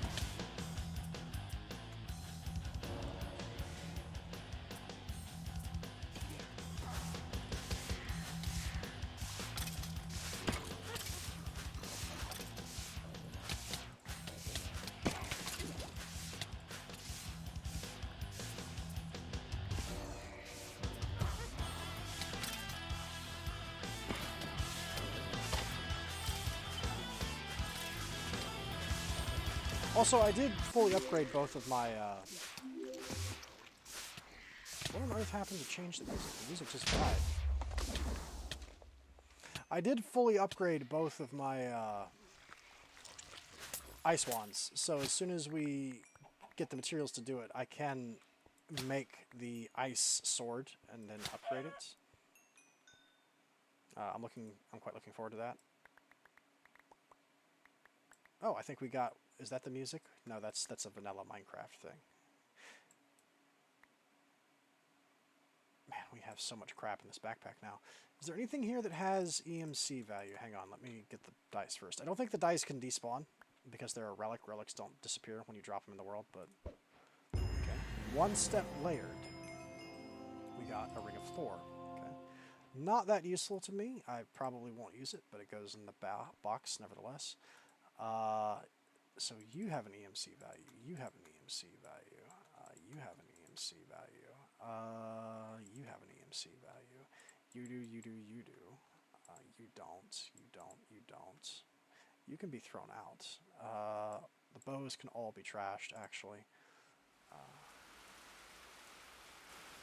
see, it started raining, it starts raining, and then it stops. I don't know what's causing that. It bothers me, because sometimes I actually like the rain. I don't know why it will sometimes not happen.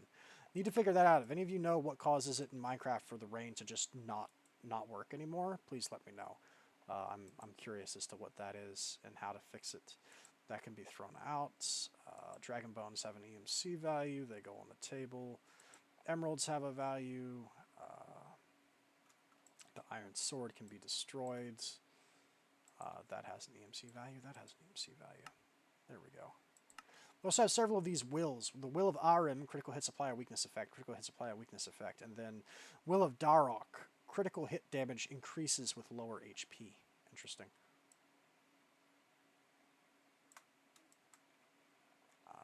Let's go ahead and trash these. There we go. Okay. 3 more fights. Running the Gaia Guardian for her lunch money.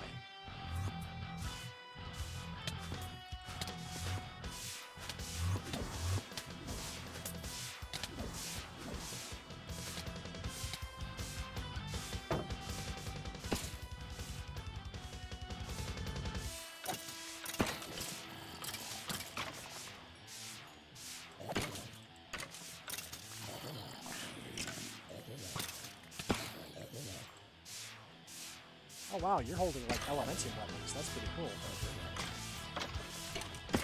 What a shame that you're using the Botania scripts to get armor weapons and not sainagh scripts, because sainagh scripts are better.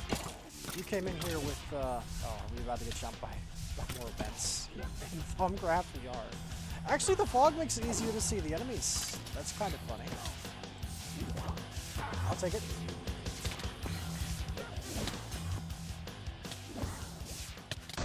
Quit teleporting everywhere. It's annoying.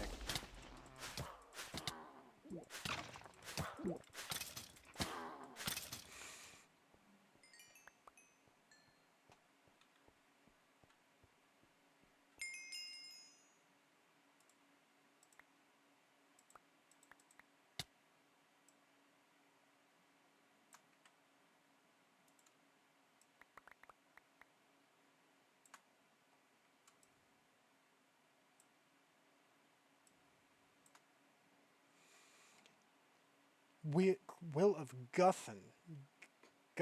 Critical hit heal for a portion of damage dealt. That's pretty good. Got some runes of fire in that too. Alright. Our 4th mana dice. Arithmetic. We got the last ring, which is the Ring of Loki. Okay. We have so much health with the Odin ring. That's crazy to me. I'm trying to save on the wand a little bit and use the Tidal Greatblade some more because it does so much damage. The Tidal Greatblade is good for cleaning up the mobs. Whereas the wand still remains my best gun by far. It's so good.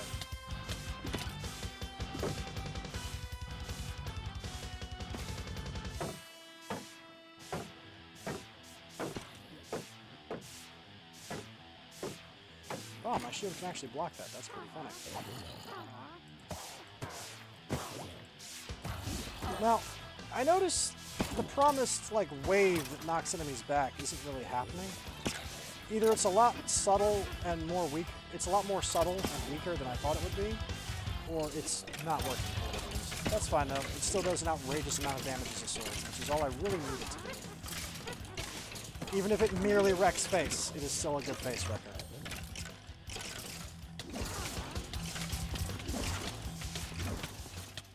You're here. Where are you? You should not have teleported directly into my face. That was a mistake. You shouldn't have done that.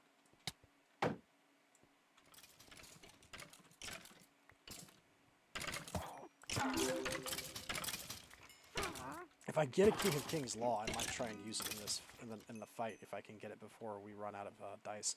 I don't think any of the items that are any of the relics that are added by extra botany drop from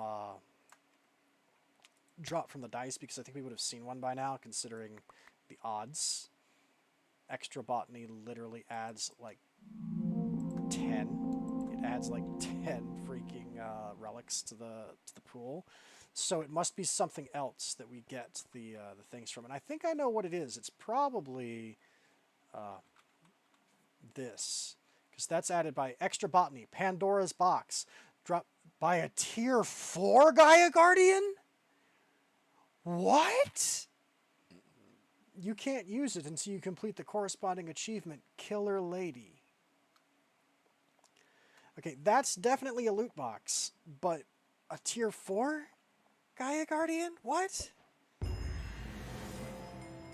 Okay, the Fruit of Berseia. I'll take it, sure. I don't think you eat it. Oh, you do. Hang on, I should probably hold off on that. I don't know if you're supposed to hold on to it or if you're supposed to eat it. You might have to eat that. I'm not sure. A lot of the stuff in Botania is like vaguely based off of Norse mythology. It might be like an apple of Idun, where it's something you have to eat and then you permanently gain that effect. I don't know. I'll have to see. But unfortunately, we didn't get lucky. The Key of the King's Law is literally the one thing we didn't get, so it's the last thing we're going to receive. That's fine though. We can use it to kill other things. We can test it elsewhere. Hello.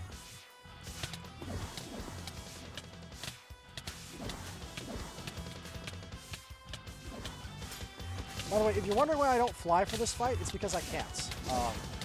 I think Botania actually disables various forms of creative flight for this fight. If I try and double tap jump to fly with the Angel Ring, it does not work at all. It just doesn't work. So you have to fight fair. Well, within reason. It's possible using a variety of tech mods to build like automated turrets and defenses. Those things do exist. You could easily ring this whole perimeter with turrets and guns and various weapons, and then just summon the Gaia Guardian and have it execute a firing squad. But within reason, you're forced to play fair. Guns have never been fair, but that's not news to everybody. God made man, Samuel Colt made them equal. That also goes for extra-dimensional shadow monsters that are physical manifestations of the wrath of nature. Oh, it is shooting out a wave occasionally. You saw that? It shoots out there. You see it shoots out like 3 beads in a line. That's interesting. But you have to hit something for it to work. So I guess you'd need enemies lined up in a row for that to kick in, I guess. All right. Anyway.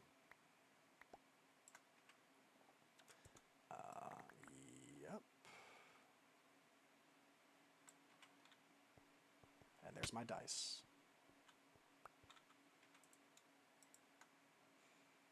All right, we did get some wills, and this should be the Key of the King's Law.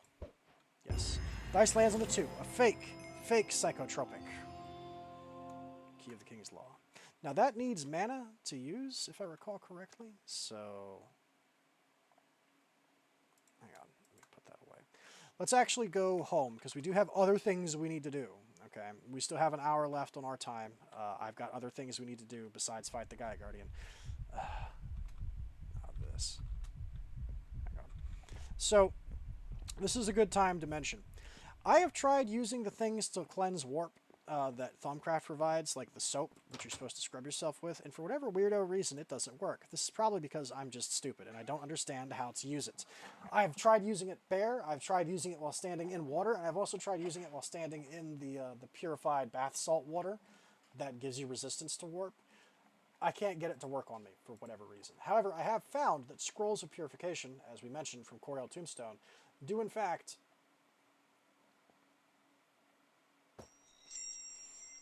stop a lot of the problems. Now, it won't stop you from getting jumped, because those aren't technically negative status effects.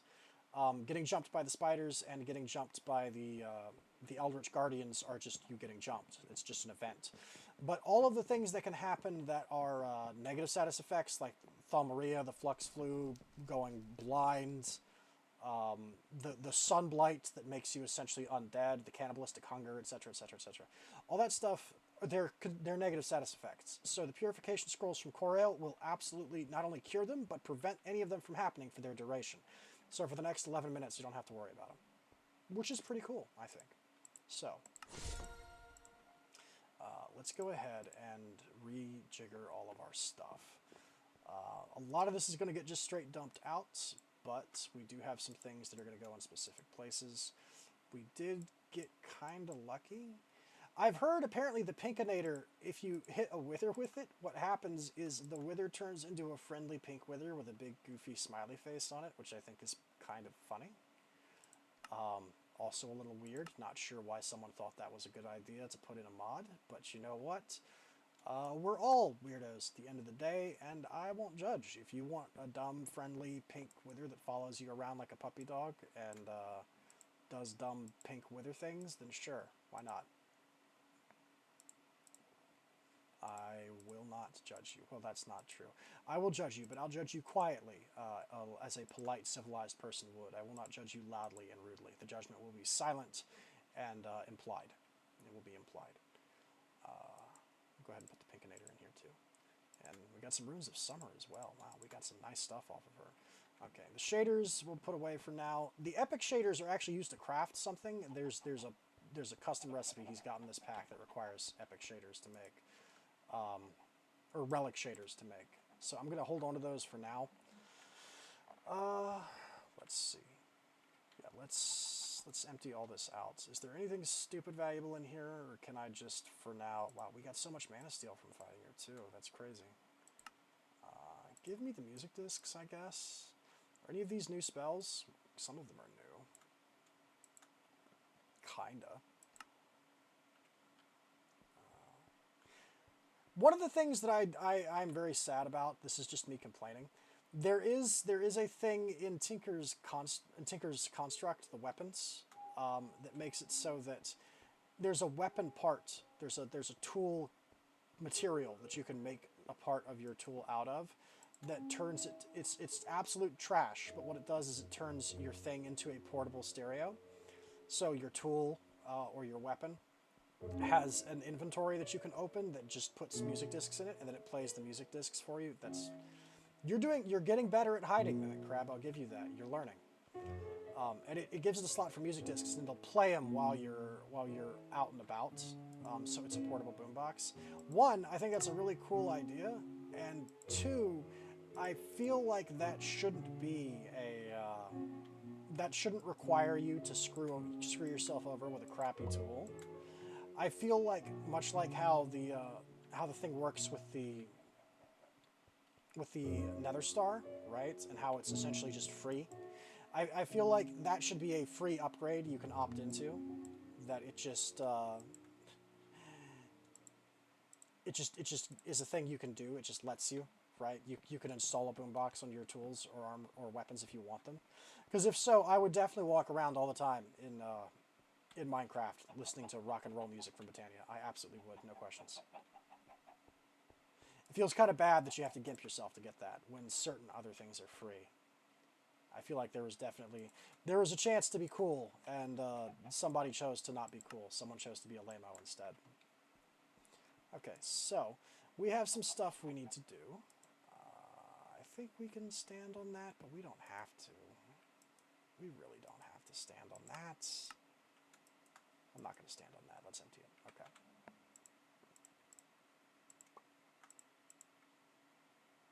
There it is.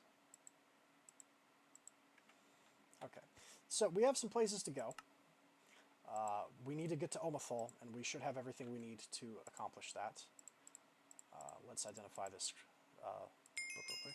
Arcane Lock. Don't know what it does. There you go. Got it, though. Thanks. Key of the King's Law. I'm not going to fire this indoors because I don't know if the explosions are like neutered explosions that don't do damage to blocks, or if I'm going to blow a hole in my base. However, we do have a couple of things to do here before we leave. One, how are we doing on this? Not as good as I'd like. Let's make some coal real fast. So I have everything we need to make the next warper, and we're going to make it and put it in our pocket. We're going to try and travel to that dimension as well.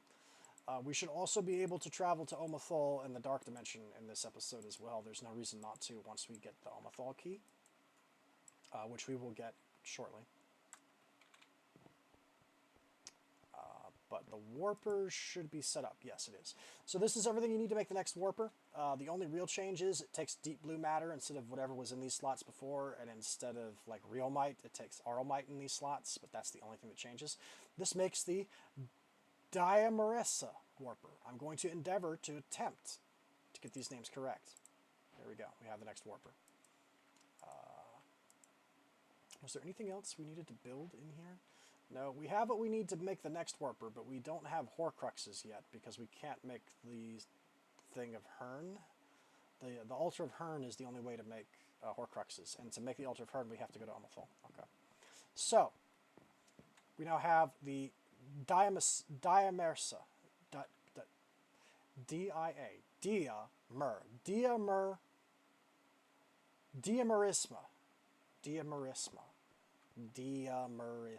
We have the Diamarissa warper. Okay. We have gates to that, to Furato, to Omathal, and to the Dark Realm. I don't think we're going to get to Furato because I think the Furato warper needs the... is that the one that needs the Horcruxes? Yeah. It needs the Horcruxes and Realmite. I guess we could theoretically try and rush the Hern altar. This turn takes Life Essence and Liquid LP and creates Horcruxes, which are only used for like 2 things.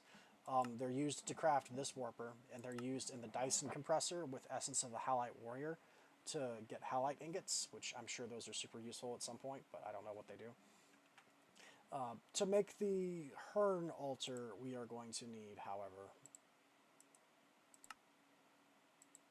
No, show me how to make it. There we go. This is what it looks like. It's pretty simple. The problem is those chiseled dark Exathium bricks. Okay, we also need a stone Hearn statue, but we could make one of those. It has to be planted in the middle. Let's go ahead and go to, I guess, where should we go first? Let's go, I'll tell you what, let's go to the dark stuff first. Let's do the dark stuff first. We're going to go to Omathol. So, Jay, or actually, no, I take that back. We won't. We will go to the new Warper dimension first, because I imagine there will probably be less there to see than there will be in Omathol. But I'm going to make the thing to get us to Omathol first, because I've learned my lesson about this after having to go remake everything again. Let's take the book. This should be fully charged. It is. Okay. And then we are going to /home, and we are going to go out the doors. And we're going to travel to, because this has to be done in the what's it dimension. Now, hang on. I forget. Does this need a sacrifice or not? Wait a minute. Rituals. I don't want to mess this up. So,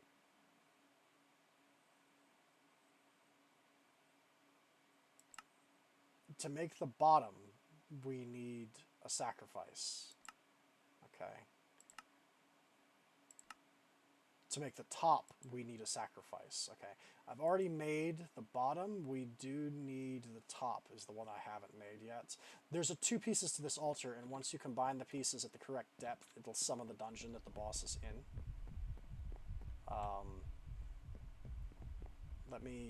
I had a pig in a vial, but I think the pig vial was maybe put away somewhere. It got shunted into storage because I wasn't thinking. I may have put the pig away. Let me find it. So, no, I'm not sacrificing the wolves. Those are going to be my dogs. No. Villager. We could always kill a villager for it. We could kill a cow if we really have to. Sheep, horse, sheep. The reason I have horses is because I found some nice, like, pure white horses. They look very pretty. I also found some, I don't know what it's called because I'm not a horse person, but it's that thing where you have a white horse, but it's got mottled gray. It looks really cool. I don't really see, oh, wait, there's a pig soul. There we go. That's the sacrifice. There we go. Sacrifice a pig to the elder gods to be able to make an evil thing. Okay. And we do have the Key of King's Law. I'm going to try it out when we get there. But we need to go make this bottom piece of the altar. We're not going to fight that boss just yet. I want to explore the new Warper dimension first, because if the other dimension is anything to go by, it's not really going to be much there. There's just going to be some structures and some interesting things to poke around with, and then that's it. Oh, there's some weird stuff. Oh, there's a really big greater dread spawn. Ew. What is making that noise? Oh, it's because I've turned all the volumes up. Now I can hear everything groaning and moaning. That's why. It's because the volume is higher now. It's not a new noise. It's just I wasn't hearing the noise properly before. That's why. You're all gross. I hate you. Okay. So, let's go ahead and assemble this. This ritual. Oh wait, I had the pig soul here. Am I blind? I'm blind, aren't I? I am a cripple. Never mind. I'm sorry. I had the pig soul in there the whole time. I must have literally put my mouse on top of it to not see that. I am a fool, and I need help. Someone send help, please. Help me. I need help. Dread cloth. Yeah, I know I've gained warp. Thanks. And it's a bucket. Hang on. Exactly how is this assembled? Okay, so it's 2 sticks and the buckets. I don't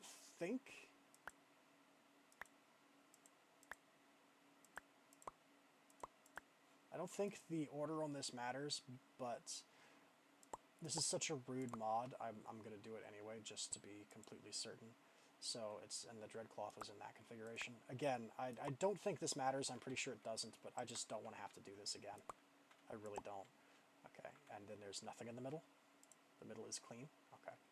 So, here's the way this worked. When I was making the first one, I had a pig over here and tried to do it, and the ritual wouldn't work. I was confused as to why. Apparently, some of these rituals, the sacrifice needs to be really close to the altar, and I don't know why. So if you're having trouble with this, putting your pig in here, or your cow, or your villager, or whoever you're using for the sacrifice, this far away is actually too far away. You need to do this, and then it will work.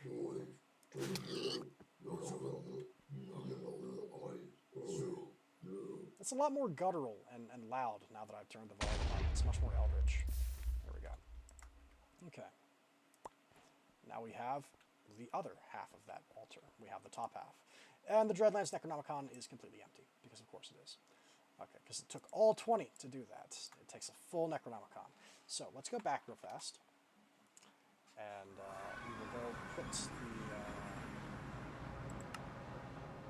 put this back on the altar to recharge. And then we're going to use that warper, and we'll go to that warper dimension, and then once we've seen everything I think we have to see in there, we will build a portal back, and we will, I guess, we'll fight the boss in the Dreadlands is what we'll do. Give me the Key of King's Law. I do want to try this. Now, I'm pretty sure it doesn't actually matter where we warp here, so I'm just going to use the Diamasura warper straight. I don't think it matters.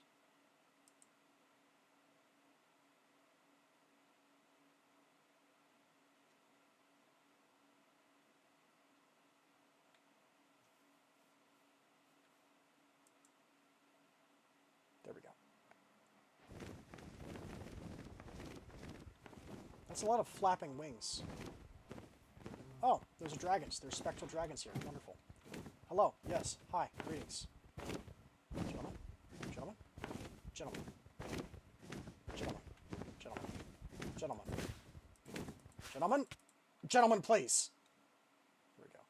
This is actually a very pretty dimension. I quite like this dimension, actually. It's like all ponds and cherry trees. This is very pretty. There's also a structure up there. We'll look at that.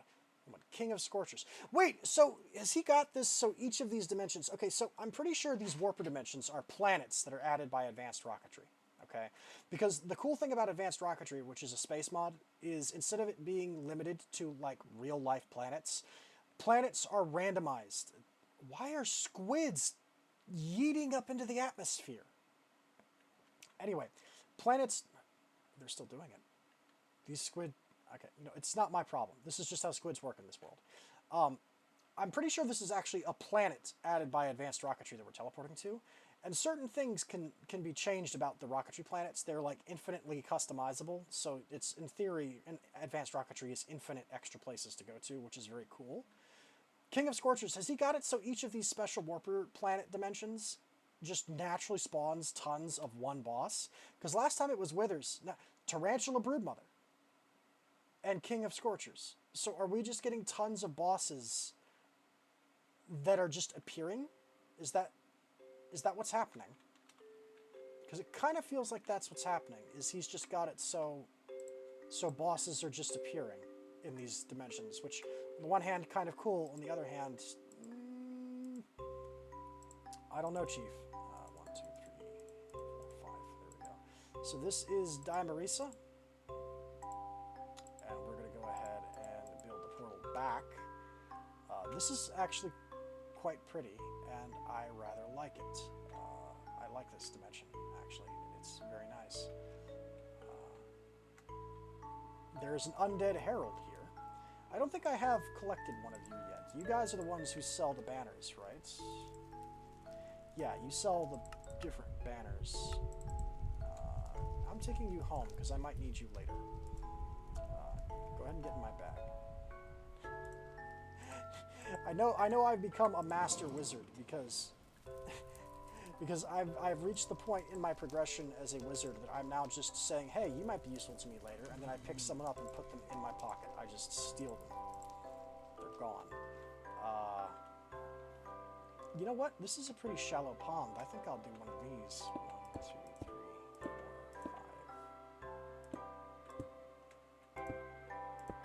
5. That Minecraft vanilla music is a little bit loud. Let me dial this back down to a 10. It's a little bit better.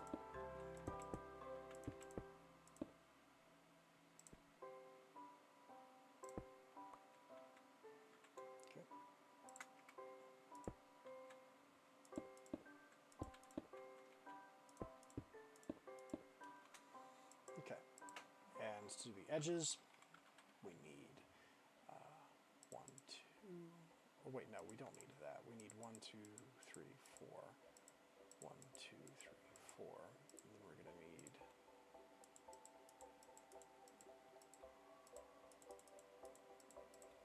that. Okay. So the rune goes on the bottom. I've made a lot of these platforms in my time playing Minecraft, in case you can't tell. I have vague memories of most of the multi-blocks in Astral Sorcery. I can do almost all of them from memory. Almost all of them. Not quite all of them. I won't brag that much, but I can do a lot of them from memory. I've made a lot of Astral Gateway platforms in my day. Okay, there we go. Now we have a way back home. Okay, let's explore a little bit. There's some interesting things, like giant mobs. Is this like some kind of Sakura stump? Yes. Hell spider. Jungle spider. Excuse me? Soul spider, hell spider? Sea spider. Excuse me, what? Is this just a tree stump full of a million different spider spawners? Yes. Yes, it is. But why? I don't know. It doesn't appear to have an answer to that question. Is there anything hidden in here, or is this just something in the environment to troll you? It appears as though it's just in this environment to troll you.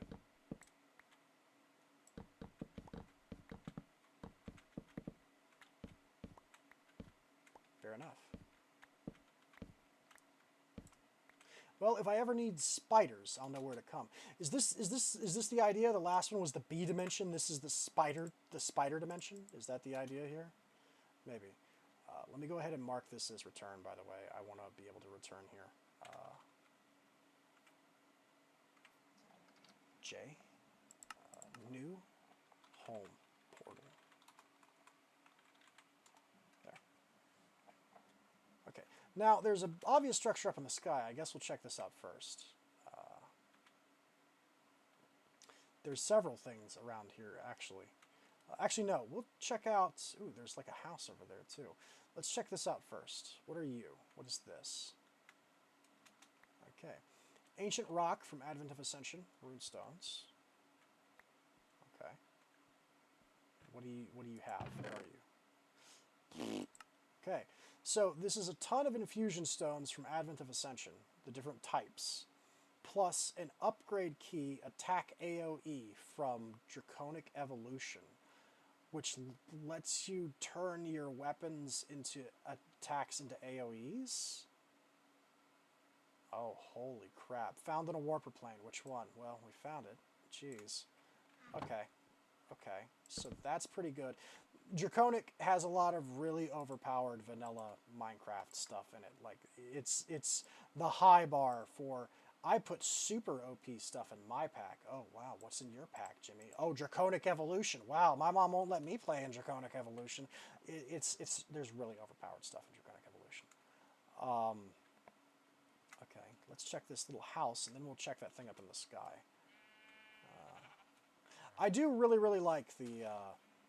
ooh. This is a bee guy. I do really like Advanced Rocketry, though. It's much better than Galacticraft, in my personal opinion. A Dragon's Blood chest. Okay, so you are a nitwit, so you have no trades or anything for me. You are a useless villager. But regarding a chest, and it has Mysterious Bees. Interesting. So what does Mysterious Bee give? M-Y-S-T-E-R. Okay, Mysterious Queen produces Occult Comb. Found on a warper plane. Which one? This one. Okay, so first of all, the Simfan's spirit can be combined with Terra Steel, Occult Combs, and Pixie Dust to make Gaia Guardian spirits on a crafting table. It produces magic wax from magic bees, which I think has other uses, and it's needed.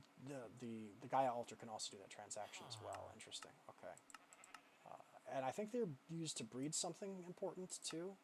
Esoteric and Mysterious creates Arcane. Skulking and Mysterious creates the Big Bad. They're probably important in bee breeding as well to get some really specific obscure bee that's going to be needed for this pack, I imagine. Okay, so we've got some of those. All right. Oh, I think I see the King Scorchers. Greetings, gentlemen.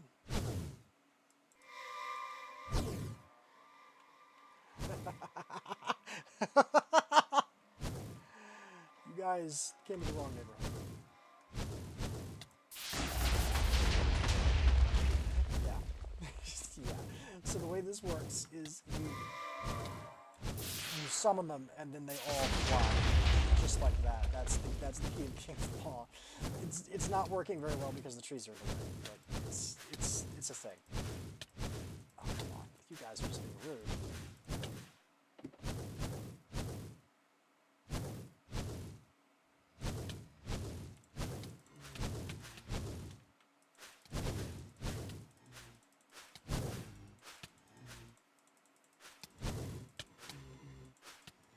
Actually, you know, I think the simplest solution to this is going to be this, believe it or not. I think, yeah, we can just pick them up and put them in our pocket. We can just do this, and then they're gone. The Sigil of Phantom Chains is very good, by the way. It's a very fun sigil. I strongly recommend you make one. Okay, so we have an obsidian chest. What's in here? The upgrade key for jump boost from Draconic Evolution. Oh, we could have gotten a free Unbound Soul Shard. I already made one, but that's fine. And then we get a Corrupted Stone? Okay. Alright. And is there anything hidden here? Scorcher spawners. Apparently. But, like, anything besides that?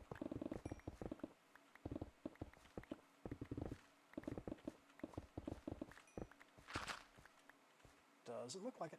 Okay. Take all that. I don't need any of it. Thank you. Yeet. I don't know what I'm going to do with those Scorchers. I'll take them out and kill them eventually. But for now, they're in my pocket. They're safe. What else is here? There's a little building over there. And I'm aware there's still that thing in the sky we haven't done anything with. I'm aware. I remember. What's in here? You look kind of cool. Oh, you're like a witch's hut, but you're made out of different materials. Come on. I'm just going to punch a hole through this house in a second. There we go. Interesting. So, Crimson Rites, a crystal matrix ingot from Alvarita, a rare treasure, and a yellow heart. I feel like the most valuable thing here by far is that crystal matrix ingot. I don't remember how you make them, but everything from Alvarita is stupid. And I don't... Hang on, crystal matrix block. How do I make these if I want one? Okay, it's alloyed with unidentified ingots and mithrilium, or matrix ore, which is found using the ore excavator in the Shire lands, or combined with a Shire stone block. Or it's endercrafted from 6 diamond lattice and 3 nether stars? Can we make diamond lattice? No, it's made using the draconic stuff. So this is an unobtainable resource for us for now. What's it used to make? A bunch of crazy nonsense. Just ludicrous BS.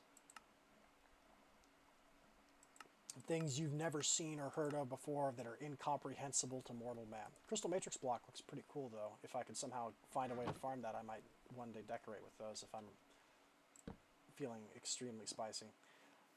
Let's see. Is there anything else here besides that thing in the sky? I think if I explored a bit more, I might find some more stuff, but... Do we see anything in the immediate area? I don't. Okay, we'll check out that thing in the sky. I think that thing in the sky is a bit broken because it looks like it has one of those altars shoved up the inside of it. It may have spawned wrong. I'm not sure, but we'll see. Put that away. Put all of that away. Put that on my thing. The Key of King's Law is hysterical, by the way. It's a great toy. It doesn't work that well when there's things in the way, though, because the weapons and tools you summon that fly at things and murk them are... they get caught. So, I think this has a Tarantula Broodmother in it. Yeah, it does, because that's what the other thing implied. So there's a ring of bedrock here, and carved this, and then there's petrified wood, and then there's some kind of weird symbol on the top of it that's made out of acceleration plates, I think. Yes.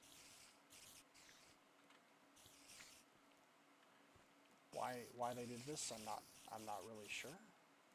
Do I have to come in from below, or is there a way in from the sides? Well, it's summoning spiders by a tremendous amount, so I think it's pretty safe to say that this is definitely the spider warper dimension. Okay, interesting. So it's essentially a bedrock cube with decorations on it, so I guess the only way in is through the bottom, huh?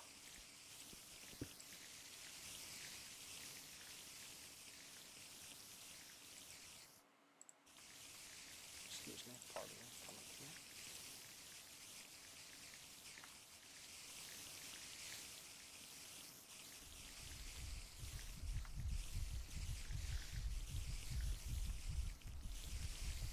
I think I kind of need to stand here just to stop this from happening. I think I can replace this. Man, those spiders are obnoxious sounding. Yeah, I'll just do this to get in, I think.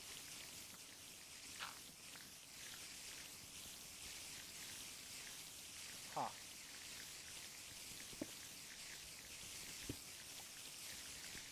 Aha. Horrifying. Utterly horrifying. If you're an arachnophobic, look away. This is everyone's worst nightmare. If you're not arachnophobic, this is your worst nightmare. Vex, to me. Assist me, please. And you know what? We're just gonna...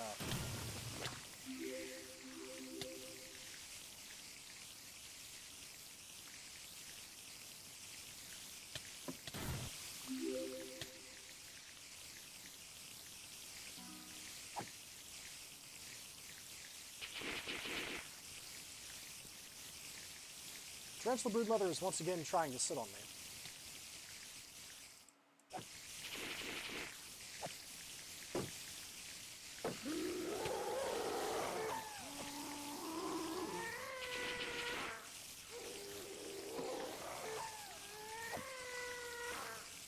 I hate everything about this. This is like the most horrifying thing I've seen in this pack so far. This is disgusting. Sainagh, you're a sick man. You're a sick man, and I don't know what to say.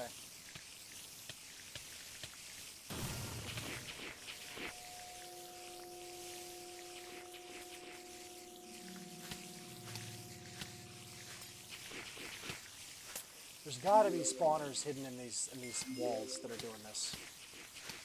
But I gotta make a bit of room first before we can start breaking things to try and clean this all up.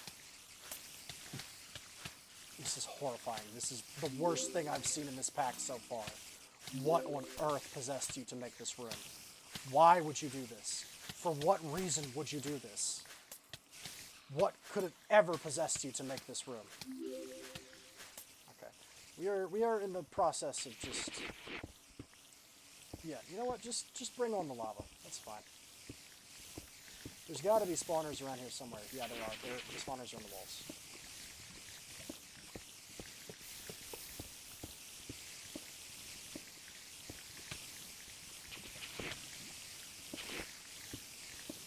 You guys don't like it when you're the ones getting burned, do you?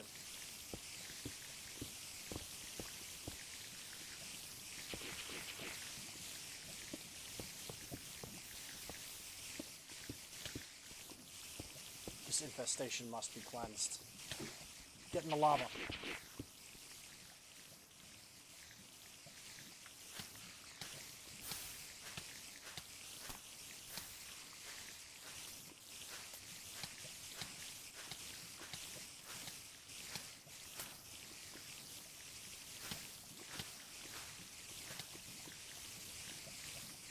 Much like Mr. Clean, I know soon it will all be clean.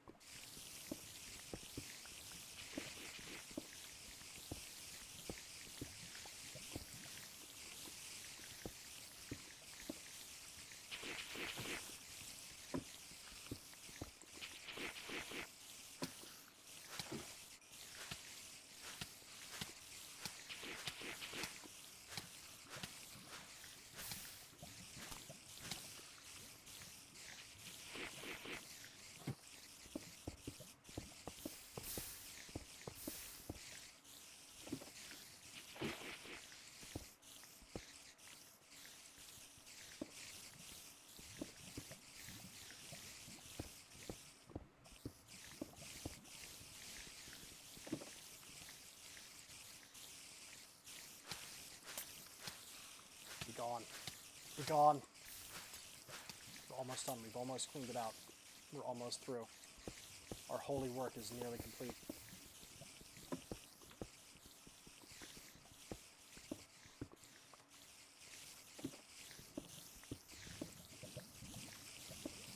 I take back everything I ever said about the Aether, accessories being kind of crappy. I take back everything I ever said about them, ever.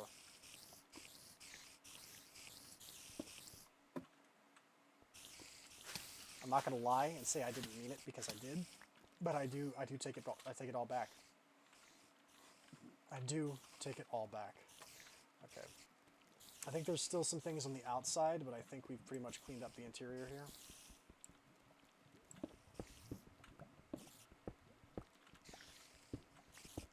I know there's a chest in the corner. I just wanted to clean this out before we took it. Sainagh, you seek help immediately. My man, just...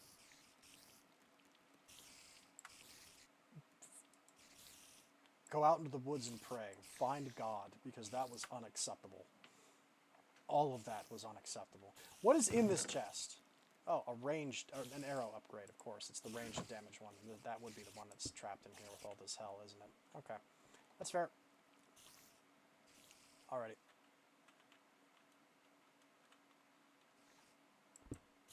And these movement plates, or these blocks, are actually kind of useful. I think I need these to craft some things in Erebus, so I'm just going to straight up take them.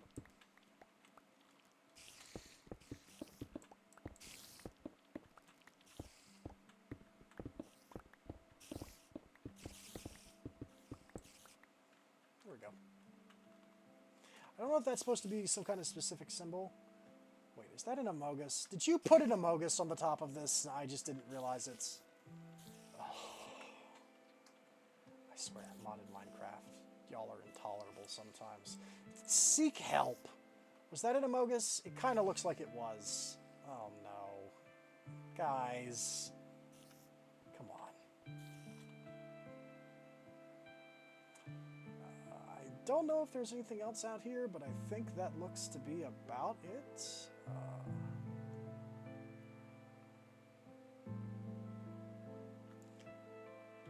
don't see anything else out here, but I may come back later off screen and do some exploring to see if we can find some other things. This is a very pretty dimension, though, I will say. It's a very cool dimension. I like the idea of it just being shallow lakes and cherry trees just all the way down.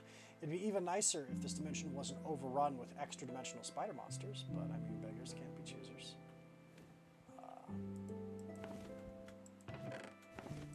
And spectral dragons, which also appear to exist here as well.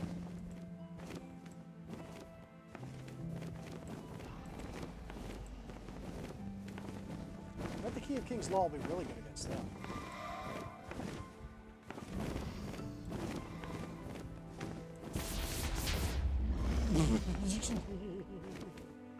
Is it inefficient? Oh yes, it's very inefficient. Is it fun? Absolutely. I'll never stop doing it. It's great. Is ancient rock used for anything?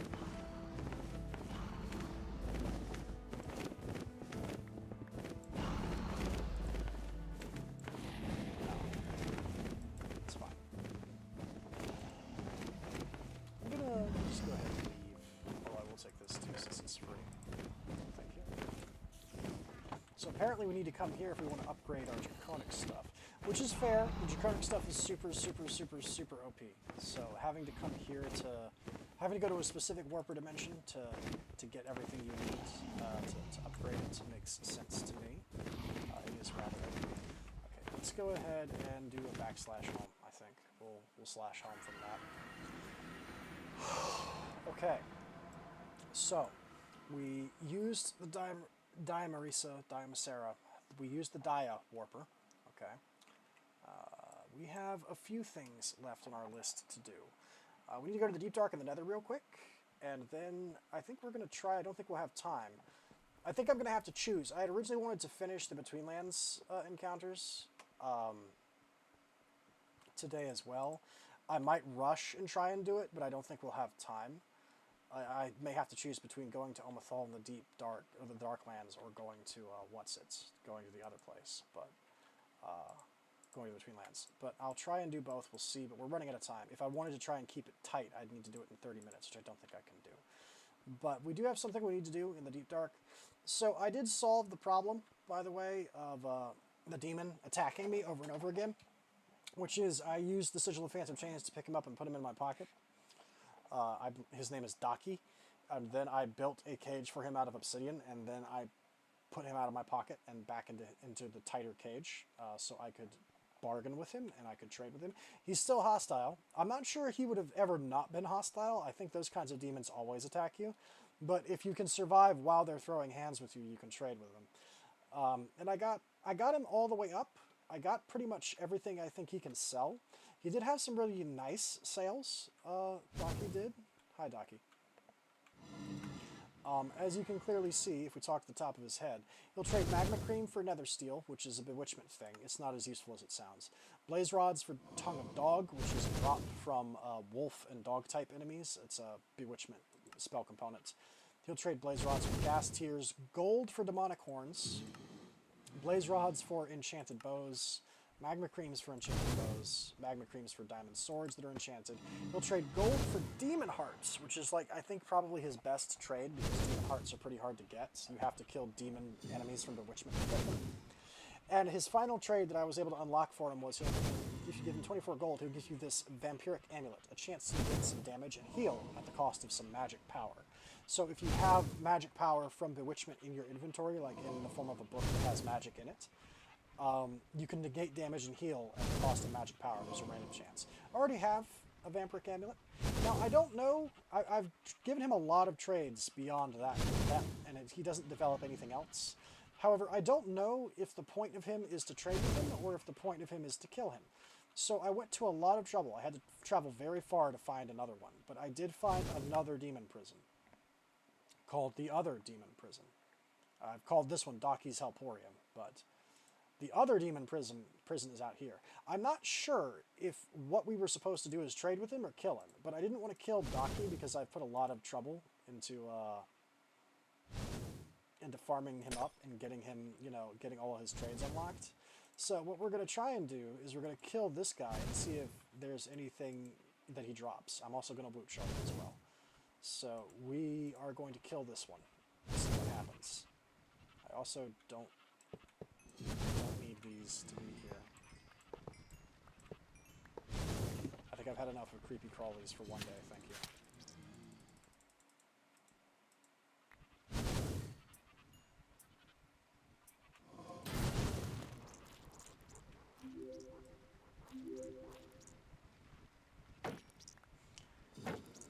How horrifying.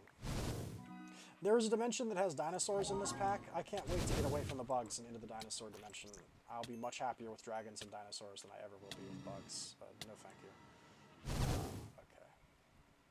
So, let's break this and kill this guy after woot sharding him and see what he drops. Now, first of all, does he have the same name? Is this also a Daki, or is this a differently named demon? I feel like that's an important distinction. He's also named Daki, and he is also very hostile. Okay, so Daki, tell me about your mother.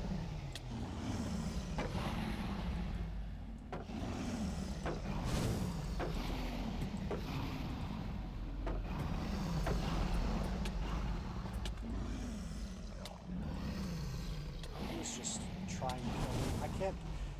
I'm trying to throw magic at him, but he keeps trying to talk to me instead. Just kill him. There we go. Daki was killed by Lord Rain using magic. Did he drop anything? No. He dropped a tag that says Daki, Demonic Horns, Blaze Powder. Okay, so I think we were indeed intended to trade with him. I think that was the correct move. We have an Ender Shard with Daki in it. It's got his name. I wonder if what happens if we grind him. Do we just get Demonic Horns, Blaze Powder, and like Demon Hearts and stuff? Probably. Okay. I just wanted to do that. I wanted to answer that question. What happens if we were to do that? I will take our spoils, as it were. A stencil table, a sigil table, and a blank poppet, another demonic mana stone, a demon heart, and some embittered witches altars. Thank you very much. Put all that back. Okay, let's move on. We are moving on rapidly.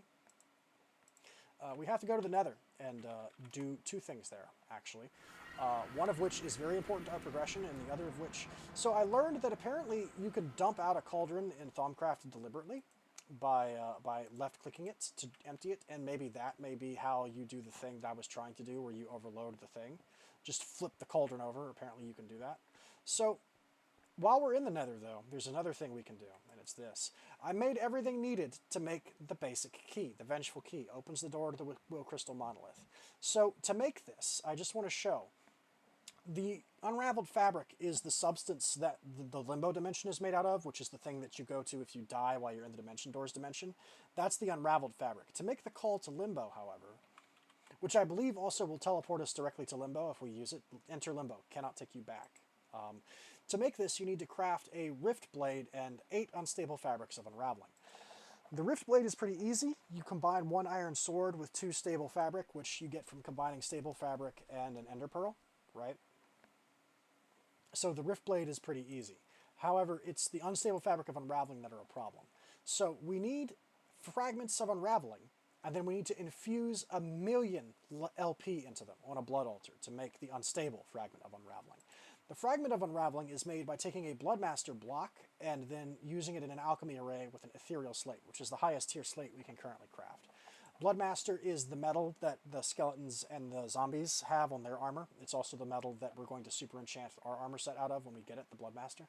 The most reliable way to get it, we can eventually make it. We will have the ability to create this stuff, but for now the most reliable method I've found is just killing tons of skeletons and zombies in a battle tower or in some other place, right? Just, you'll slowly get blood.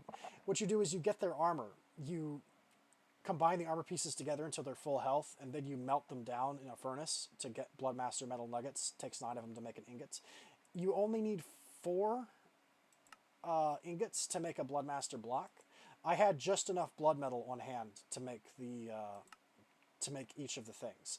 So the real issue, I'm going to take the key. Oh wow, we get to keep the call to limbo. That's pretty cool. I'm going to put it in my backpack in case we ever need to go back to limbo. That's good to know. Actually, no. I'm not going to put it in my backpack because my backpack's almost out of space. I'm going to put it in my valuables crate over here next to the Diamarisa Warper. Or the Terrapita Warper. See, I'm messing it up again. It's happening. Put the Diamarisa Warper over there too because we don't need that right now.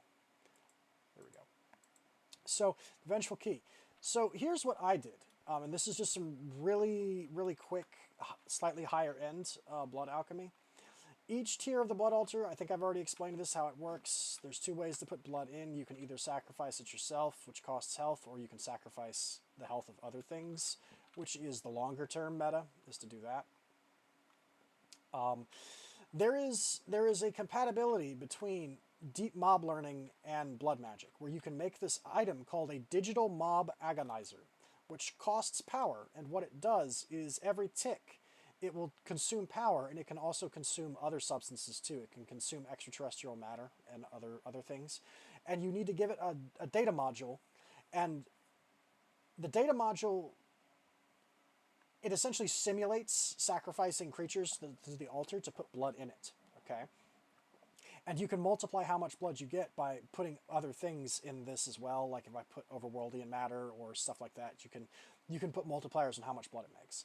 So that's how I've been filling this altar, because it's by far the most efficient way. I've also got a completely full demonically gargantuan drum of life essence. This is topped off. This is a completely full altar, completely full drum. So mathematically, I'm not going to go into what all the runes on the altar do, because that would take a while. My voice is fading, and we're also running out of time. I'd like to get this done soonish. So don't worry about it. But the thing that matters is there's runes of capacity and runes of augmented capacity. Rune capacity. So the rune of capacity is made from 4 stone, a blank rune, 3 buckets, and an imbued slate. When you slot one of these into one of the places on the ring around this structure, I believe it increases the amount of blood that the central altar can hold by like 2,500 or something. However, the rune of augmented capacity is made from a rune of capacity, 2 more buckets, 4 obsidian, and a demonic slate. And you also need to have your master a higher blood orb on the table. That's not consumed. and then you get a rune of augmented capacity. What the rune of augmented capacity does is instead of increasing the amounts by a flat volume, by a flat degree, instead what happens is it increases it by 5%, which is worse in the beginning, but it rapidly outstrips the alternative. It rapidly outstrips the regular capacity. There are several ways I could have potentially done this. The way that I chose to do it is it's uneven because they're not all in the same row. But if I had torn this up and laid it back down in a more neat manner, essentially the entire bottom row worth of runes, because I didn't put any of them here and I didn't fill this out either, but the entire bottom row is full of runes of augmented capacity. Which is, I believe it's what? It's 1, 2, 3, 4, 5, 6, 7, 8, 9, 10, 11, 12, 13. So 13 times 2 is 26, times 4 is 40, 52. So it's 52 runes of augmented capacity, okay? I'm pretty sure the math here is multiplicative and not additive. I'm bad at math. I freely admit this. However, I'm pretty sure if it was additive, 52 increases of 5% would not result in an altar that has like 2,000 or 3,000 capacity, ending up with 1.4 million, which is what this is. This altar has 1.4 million life essence in it. So that's how I made those unstable fabrics. Is I just sort of automated this. I had a chest feed wooden hoppers into this. I made the regular fabrics, and then I used an item filter here on the bottom. This item filter is filtered so only certain things will be allowed through. In that instance, I've changed it since then, but in this instance what I did was I made it so only, while I was doing that, only the unstable fabrics would go through, so when one changed, it would get sucked through, and the next one would get teed up, and that's how I was doing it. So I just wanted to show that. That's how I managed it. You may have a different build or setup that will work for you. But I used 52 runes of augmented capacity, and it worked out just fine for me. So let's go to the Nether real quick, and let's, 1, overflow that thing again, and 2, let's try and get into that Crystal Will monolith legitimately. Because I kind of want to do that. And then I think we will go to the Dreadlands, fight the boss, and kill him. And go to Omethol, make a warp portal there, throw myself off the edge to the dark dimension, and then make a warp portal there. I don't think we're going to make the Between Lands encounters today. I really wanted to, but my voice is failing, and I don't feel like pushing. I've had a rough day. My voice has had a rough day. I apologize. But I can feel the strain in the back of my throat. It's uncomfortable. So we're going to just go back to where we were. This is the Wither Hurt box that I made. I think it's visible from here. This is where I've killed the 20 withers to get it. Obsidian isn't blast proof. It's not wither proof, but it is wither resistant. The wither can still break it if he wants, but it's less likely to be broken than other things. This is just, it's a real simple structure made of obsidian. I go in, I go down here, I assemble the withers by hand, and then I murder them. It's that easy. It's just math. Let's see, we went here, Cauldron, yeah, here. I don't suppose anything weird has happened since we've been here, no. Has the flux level gone down? Thou. Has the flux level vanished? No, it's still overflowed completely in this, okay. Water? Which is weird because I left this place chunk loaded, did I not? How has nothing weird happened? I don't get it. I don't understand why nothing has happened here, but that's okay. Red, yeah, we'll do this. The exact same thing we did last time, but this time I'm going to try and empty it and see what happens. So first of all, I also saw some people mention that maybe you have to scan the vapor. No, the vapor doesn't work. What about the actual literal liquid inside the thing? No. Another thing I've seen some people mention is maybe it's the spirals of flux that come up out of the cauldron you have to scan one. So let me wait, because you'll see puffs of them come eventually. if I can catch one, I'll try and scan it. And then if that doesn't work, I think that was one. I didn't get it. Nothing new can be learned from this.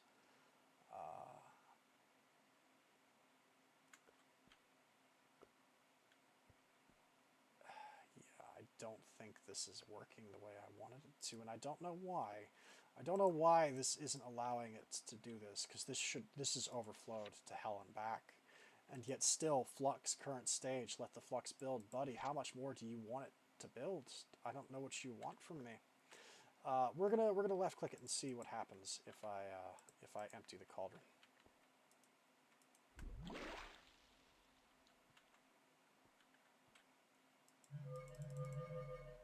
Nothing. Absolutely nothing. Okay, I don't know what it wants, so I guess we're just going to have to push through this and try and accomplish all the things I need to and get the work. I'm going to try and get to the push to the Scary Vish Room and get it crafted and consumed without progressing any more in Thaumcraft. I was wondering how to do that. Maybe I've also seen some people mention that sometimes the warp scanning, getting past this particular hurdle is bugged in Thaumcraft, and they've had trouble with it. So anyway, I tried. I don't know what else to do about that, and I'm not going to worry about it. I'm just going to push past it and then eat the shroom.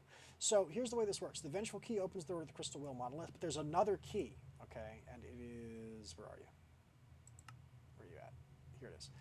The Retaliation Key opens the final room in the Crystal Wheel Monolith. This is made from each of these crystal clusters and 5 blood-infused diamonds, which I already crafted. So once we get the stuff from this, we can immediately make the other key and progress through and get the rest of the stuff here as well. So we're here to take everything that we can. So this is in fact a place that we belong. We deserve to be here. We have that right. We have the key and we're not cheaters.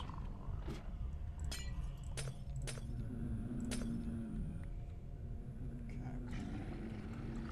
Man, there's a lot of ominous groaning. Turning up the volume definitely makes this a lot creepier, I'll tell you that. Let's go ahead and use the vengeful key. Aha. And that removes the floor. And what?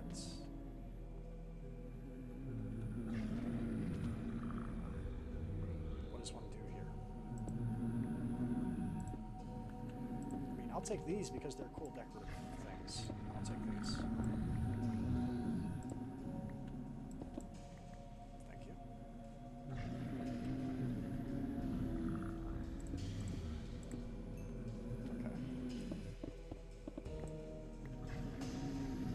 Aha.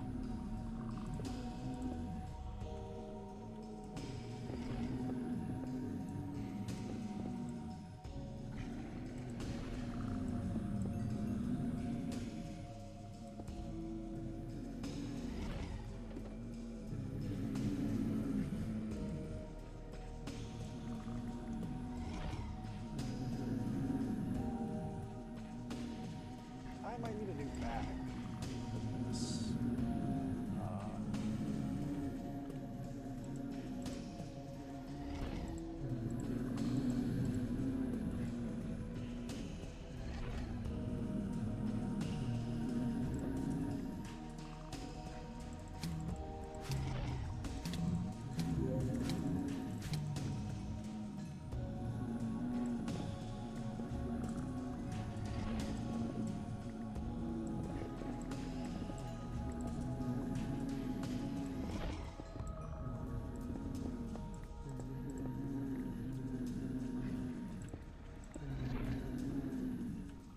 Aha, the retaliation portal. Interesting that that's... Oh, that opens the last room. Oh, so I actually teleported when I was testing this to see what would happen. I literally teleported into the last room. That's pretty funny. Okay. Let's take everything that's here. Some of these blocks are unbreakable. I don't think you can craft these inversion pillars in Blood Alchemy. They're just an item. What on earth are you? Golem of Rejuvenation. Holy crap. Oh, there's a chest here, though. Hi. Oh, Destructive Demonic Will. Ooh, this lets us do the thing. Okay, hang on. I need some of this. Wait, Nightmare Flakes. I don't even know what all this is. Hang on. We're gonna have to take a minute once we're done. Wait a minute. I think we're going to have to use the keys to get more of these, because I think we're going to use up the crystal clusters we've got to make the next key. But that's okay, because the key's reusable, right? I think.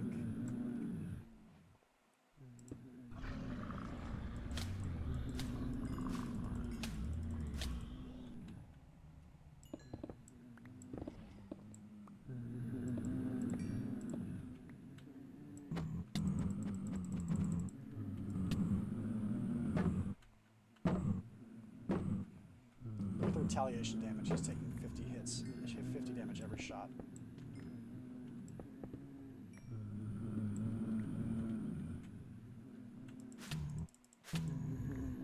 Still hard to beat the ice shard though, especially coming out of a master ice wand. That ice magic is a doozy, folks. It hits like a truck. Oh, and each one of these has that stuff in it. Okay.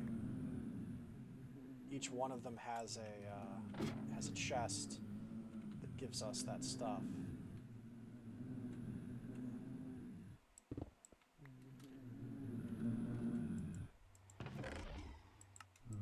Okay, yeah, this is some real late game.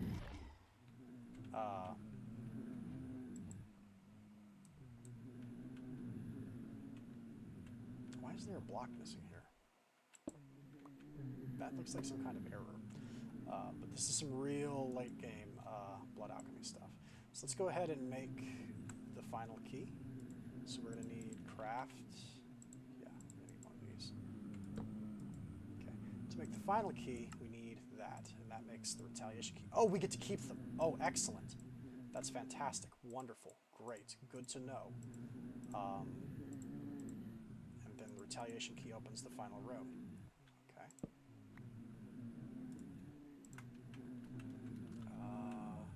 I'm going to have to come back here and try and harvest these crystals. I think you can pick those up with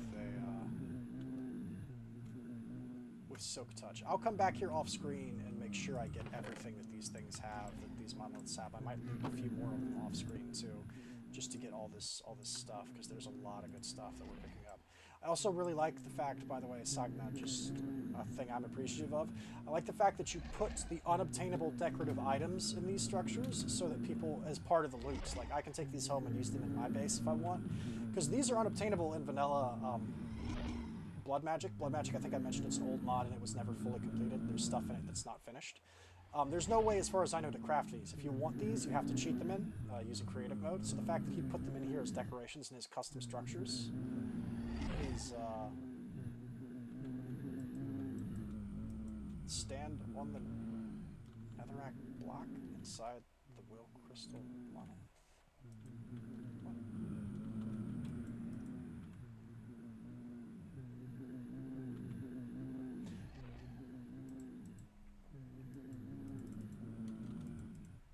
I'm sorry. What?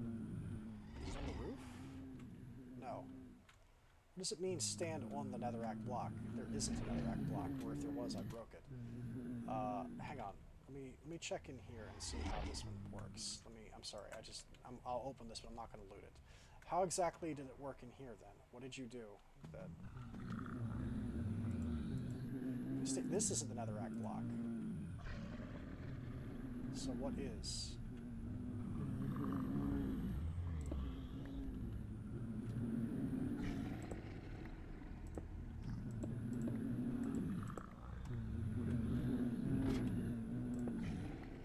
Oh, I broke it. It's this. This is what they want me to do. Okay. And then this is the final crystal cluster. A blood altar. Doesn't have anything in it, no. And a chest that has this stuff. So we get a lightning reagent, blood demon shards, a blood infused diamond, and a bunch of more crystals. Okay. And that's the reward. I wonder if putting, I want to check, I wonder if putting a thing, if I put netherrack down on that, if it'll let me do it. Get out of my way. I'll shoot. I'll come back to you later. Can I get into the other one if I were to put man, that's loud. I get it, it's a party and I'm not invited. If I were to put netherrack on the spot where netherrack was. That's not the right box. I need the one that has extra dimensional stuff in it. That's not the right box. That's the one with ores. Actually, the one I want is the last one I'm looking at. It's this one. Yes. Take that back.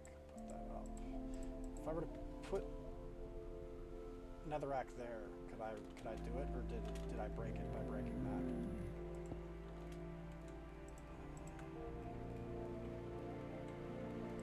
No, you can totally still do it if you broke it by accident. Okay, that's fine. That's good. That's great stuff.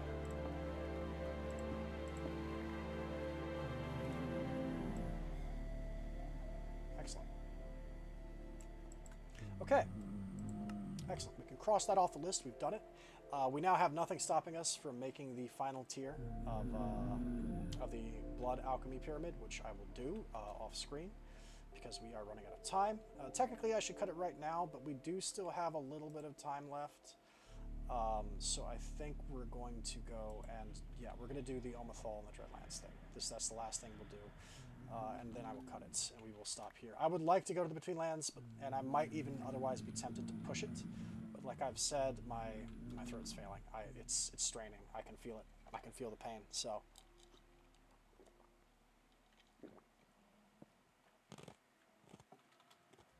Is there still nothing? I don't know why this isn't working. By all accounts, it was nothing more than a hulking mass of steel. By all accounts, this should work, and I don't know why it's not. So I'm not going to dwell on it. It's not my concern. It's not my problem. We're going to go ahead and yeet. We're going to go back. Okay. My helmet is about to break. That's fine because I have disposable helmets with EMC value because I am a genius. Reinforced, yep. And each of these other armor pieces also has an EMC value, and I will eventually upgrade all of those as well. So let's go ahead and recharge the wand and maybe repair my armor a bit, and we will head on forwards to dark places.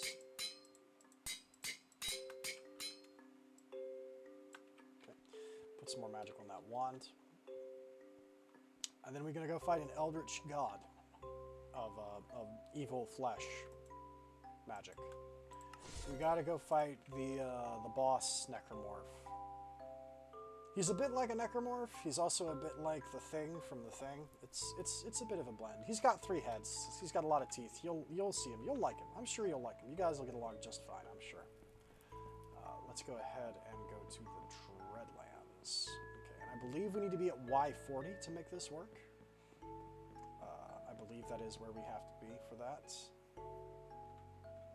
Is my thing fully grown yet? No. They grow very slowly. The Dreadlands. Oh, you know what? Before we do this, give me one of these. Yes, thank you.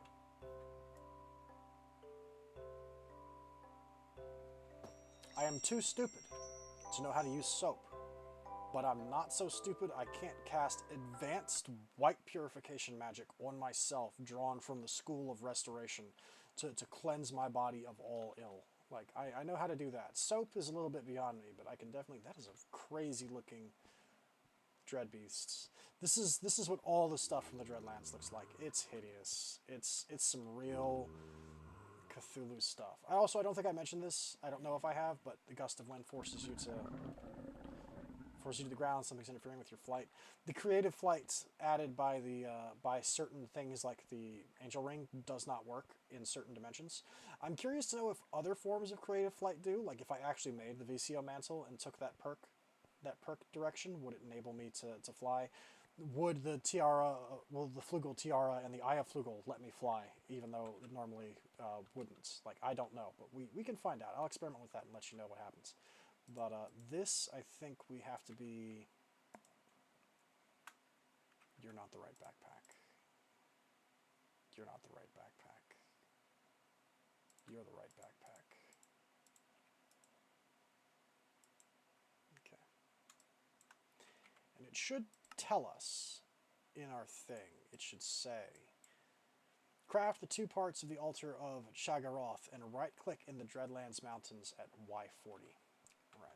So we go down to Y40, and then we click it. We assemble the altar, and we right-click it. So since this is where we've already set up our stuff, we're just going to go ahead and go straight down from here. Oh, that's right, I forget. This hammer is a steel head, which means it is not good enough to break Dreadlands. I forgot about that. But I'll tell you what can, the Dire Pick.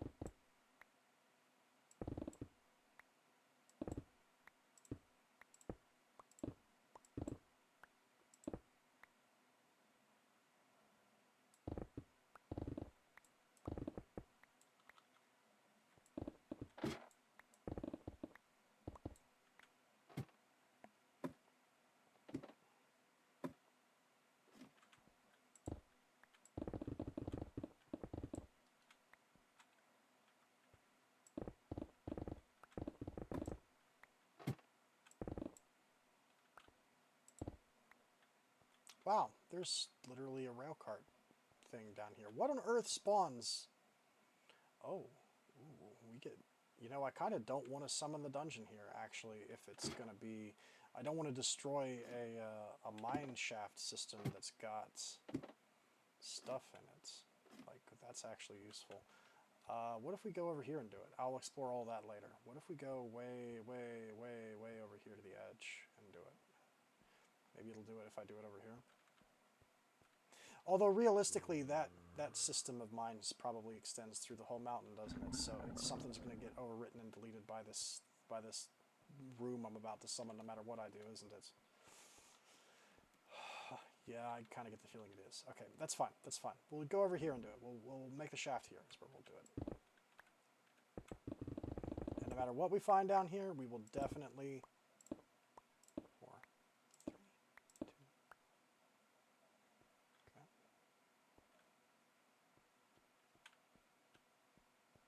There's Abyssal Night. This is Abyssal Night in the wild. This is where you normally can get it. This is the dimension that has it, I think I mentioned. Give me. I might need that later. Okay, so we assemble it. I don't think it has to be at this specific height. I just think it has to be below it. But just to be sure, I'm going to raise myself up to make sure. Where did we fall in from? There.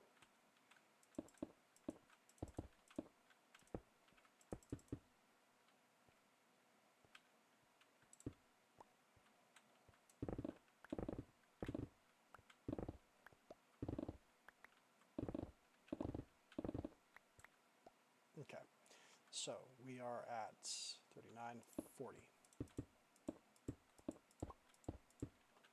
Okay, so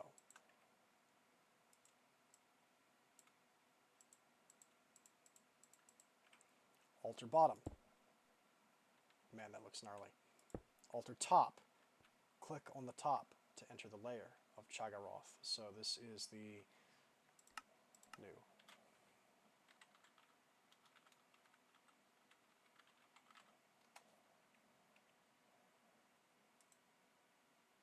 Ah, I seem to have a visitor. Dreadguards, please devour our guest, if you may.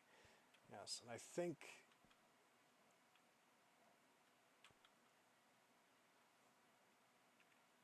Have I been teleported below bedrock? Or am I... Did it just summon the thing? No, I think it just summoned the dimension. I'm not sure where we are, actually. But this is the dungeon. You create the altar, you click on it. Or wait, no, it actually did summon the dimension. This is fascinating. Did it replace everything? Did it just like delete a huge area to summon this into existence? Maybe. Chagaroth the Dreadbeast is on the loose somewhere. I'm not really afraid of your Dreadguards, though. I'm going to be completely honest with you. Look at this vanilla Minecraft stuff that's out in here. Isn't it cute? That is a demonic wheel. That's a demonic crystallizer. We need one of those. That's important. I'm taking that. We would have had to made one of our own eventually, but if he's going to give us one, I'll take it. That is important enough. I'm actually going to put it in the in my good bag too. Is there anything? Yeah, I know. Yeah, I know. You're very eldritch. We're all impressed. What else is here? I imagine going forwards is where he is, I would suspect. So we're testing all the side paths first. And you guys are noisy. I'm also going to go ahead and actually put my pendant back on, I think. Where did I put it? Where's my necklace? I didn't throw it out on the ground and lose it, did I?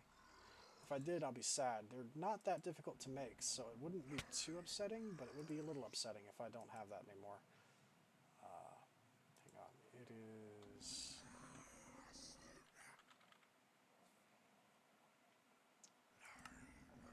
It's called the Ice Pendant.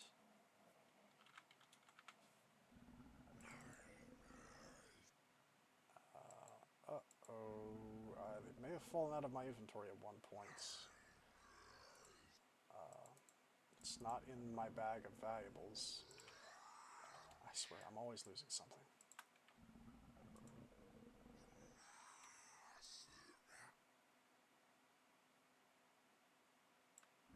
It's not in that. Is it in here?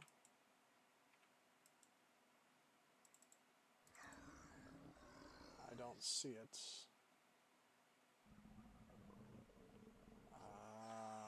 And that one's empty. It may be lost. It's okay. They're not that difficult to make, but that's a little sad. Okay then. Plan B. We just fill it in. We do this the old school Minecraft way.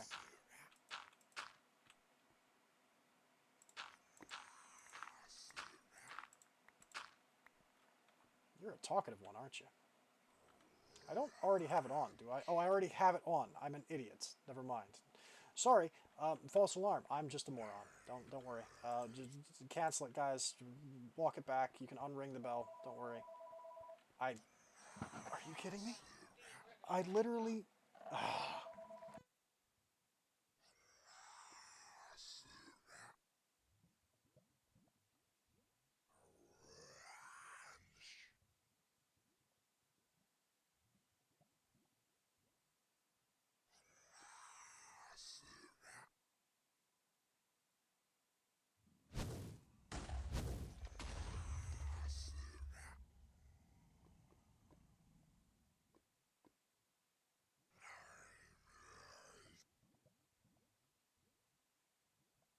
If you ever wanted to know what it's like to be cursed, the answer is if you physically remove a phone from your room so it doesn't ring, and then someone brings it back to you quietly because they think you've misplaced it.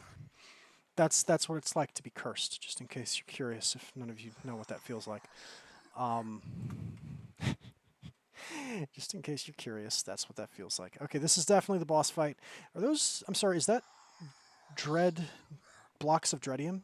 Yes, please. I'll take those. He's got blocks of dreadium in the eye sockets of that statue. I was about to say, hold on, is that dreadium? Yes, it is. Give me that. Don't worry about me, dude. I'm just out here desecrating your monuments. What on earth? Ouch. Ouch.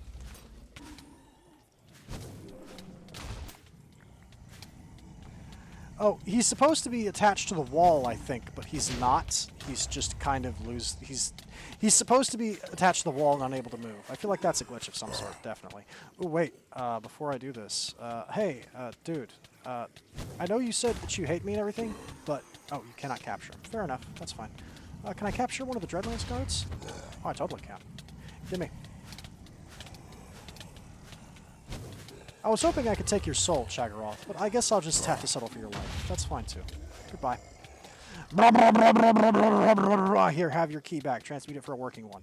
The chest behind me holds the legendary treasure of the Dreadlands, left by the ones who ran the mine before I came into the picture. Don't get your hopes up. I bet it's just a block of dirt or something. Wow, he wigged out when he died. Did you see that? He just lost it.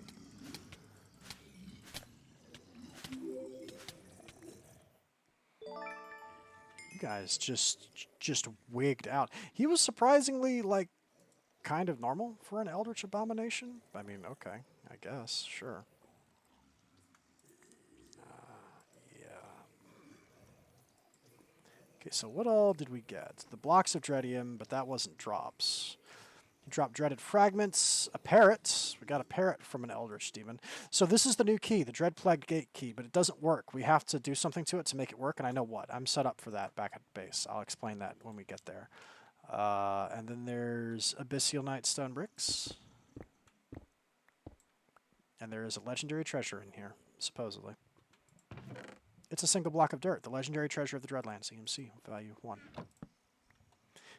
It's the last pure object in the Dreadlands is he's guarding a block of dirt. That's the joke.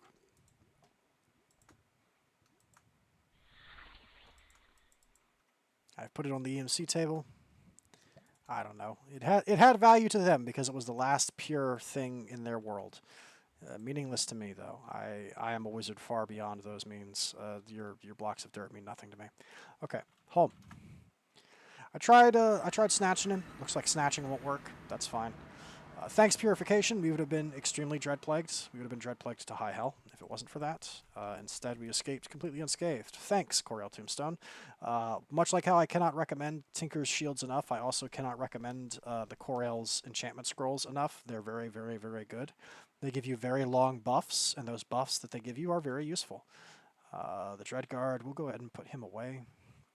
He's a potential source of infinite Dread Shards. And let me replace some of the Ender Shards we've used up until this point. There we go. By the way, in case you're curious, I mentioned in the text of one of my last episodes that I would come to regret using a level 1 Dragon Skull to make the extra Dread Key. When I was rushing because I didn't realize opening the mausoleum would expend it and I wouldn't have one to get into the Icica Castle. Dragon Skulls Tier 1 are kind of hard to find because there are no Tier 1 dragons alive out in the wild. In theory, the only way to get it would be to hatch a dragon yourself, raise it to stage 1, and then kill it, which is kind of sad. However, it is possible to find dragon skeletons in the wild. We've seen them before. I looked this up. They spawn in cold biomes and they spawn in deserts and desert adjacent biomes. Okay, the cold biomes are where you find cold dragon skeletons, ice dragons, and the hot ones are where you find hot dragon skeletons, fire dragons. I went around and looked for a while. I looked for a long time, and I did find a stage 1 fire dragon skull. The reason I like the stage 1 skulls is because they're small enough that you can put them on your desk. Like when I decorate my bedroom and my wizard study in the base in the void, I'm definitely going to use this on my desk. I kind of want an ice one as well. I do regret using the Tier 1 ice skull to make that key. I shouldn't have done it. I'm kind of upset I did. But I'll find another Tier 1 ice dragon skeleton somewhere. So, Abyssalcraft. Remember how I said that crystallizer matters? Well, there's a couple of machines and devices that Abyssalcraft adds to Minecraft. Shocking, I know. I know you've never heard of a mod that adds machines and devices to Minecraft. I mean, that's crazy, right? Who would have ever heard of anything like that? That's just crazy talk. Anyway, it adds some machines and devices that do specific processes. The crystallizer can crystallize substances into their pure state.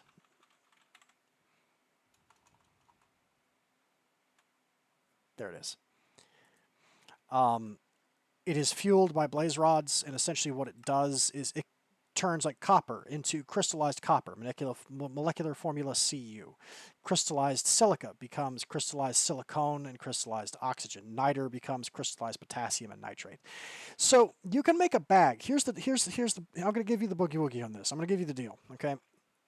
In Abyssalcraft, you can make a bag. They add all of a lot of the elements from the periodic table. And you can make a bag that can hold them, and it can hold huge amounts of them, right? And there's also some compatibility between Abyssalcraft and storage drawers, because they're both very old mods, and they were around at the same time. I think the idea that the guy who developed Abyssalcraft, I think what he was going for is the idea that you can break down all of your extra resources into their base molecular components, and then bulk store all of your stuff in these crystal bags. which can hold like hundreds of thousands of the crystals. And then whenever you need something, you just recombine them molecularly and create whatever you want. It's like as long as you have silicone and carbon, right, you can make diamonds, right? And I think that was the idea. No one really uses it that way though, and that includes me. I don't use it that way, but the crystallizer helps make these crystals. Now, the transmuter is different, okay? Transmute. So the transmuter, I had to make this. I didn't find it. It also uses blaze substances, and it can also use corallium as fuel. What it does is it transmutes objects into other objects. It turns wheat into seeds. It turns darkstone cobble into cobblestone. It turns corallium bricks into corallium stone. It does a couple of different things. However, one of the things it does do that is really important is it can transmute this key. The Dread-Plagued Gateway key is transmuted into Chagaroth's Relayan Gateway key. Does that sound familiar? Chagaroth's the guy we just beat up, and surely you've heard of the lost city of Relay, haven't you? Well, there you go. Now it's cooking the key and turning it into its true form, which once the Dread Plague is ripped from it and it's transmuted, it will become the final key that will open the way to Omethol. There's not really anything else left in the base to show you that's changed, so I don't know. I guess we'll just check on our reactor while that cooks, I guess.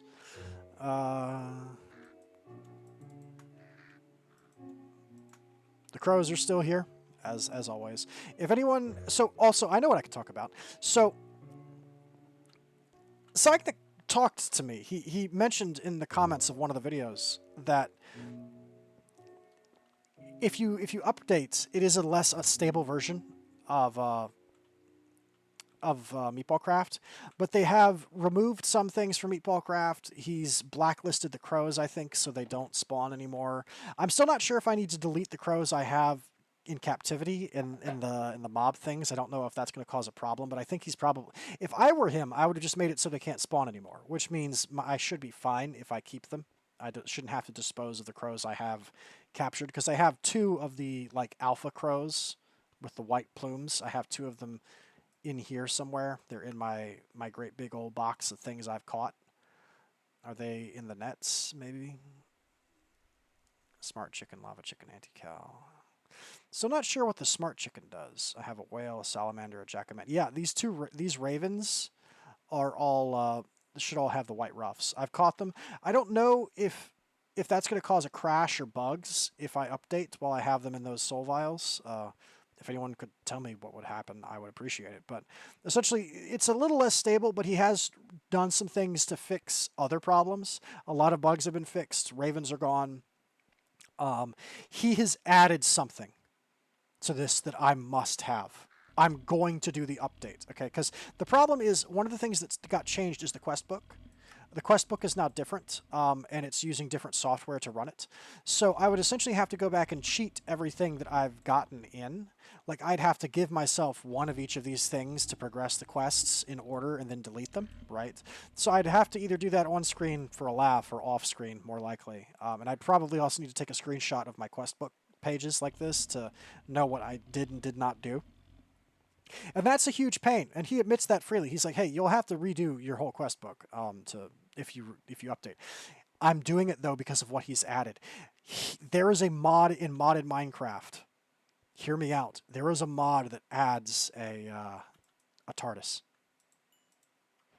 There's a TARDIS mod in Minecraft, and it is a mobile base. It's a mobile base, and what it does is not only can it travel physically in the world as a vehicle, it can also go between dimensions.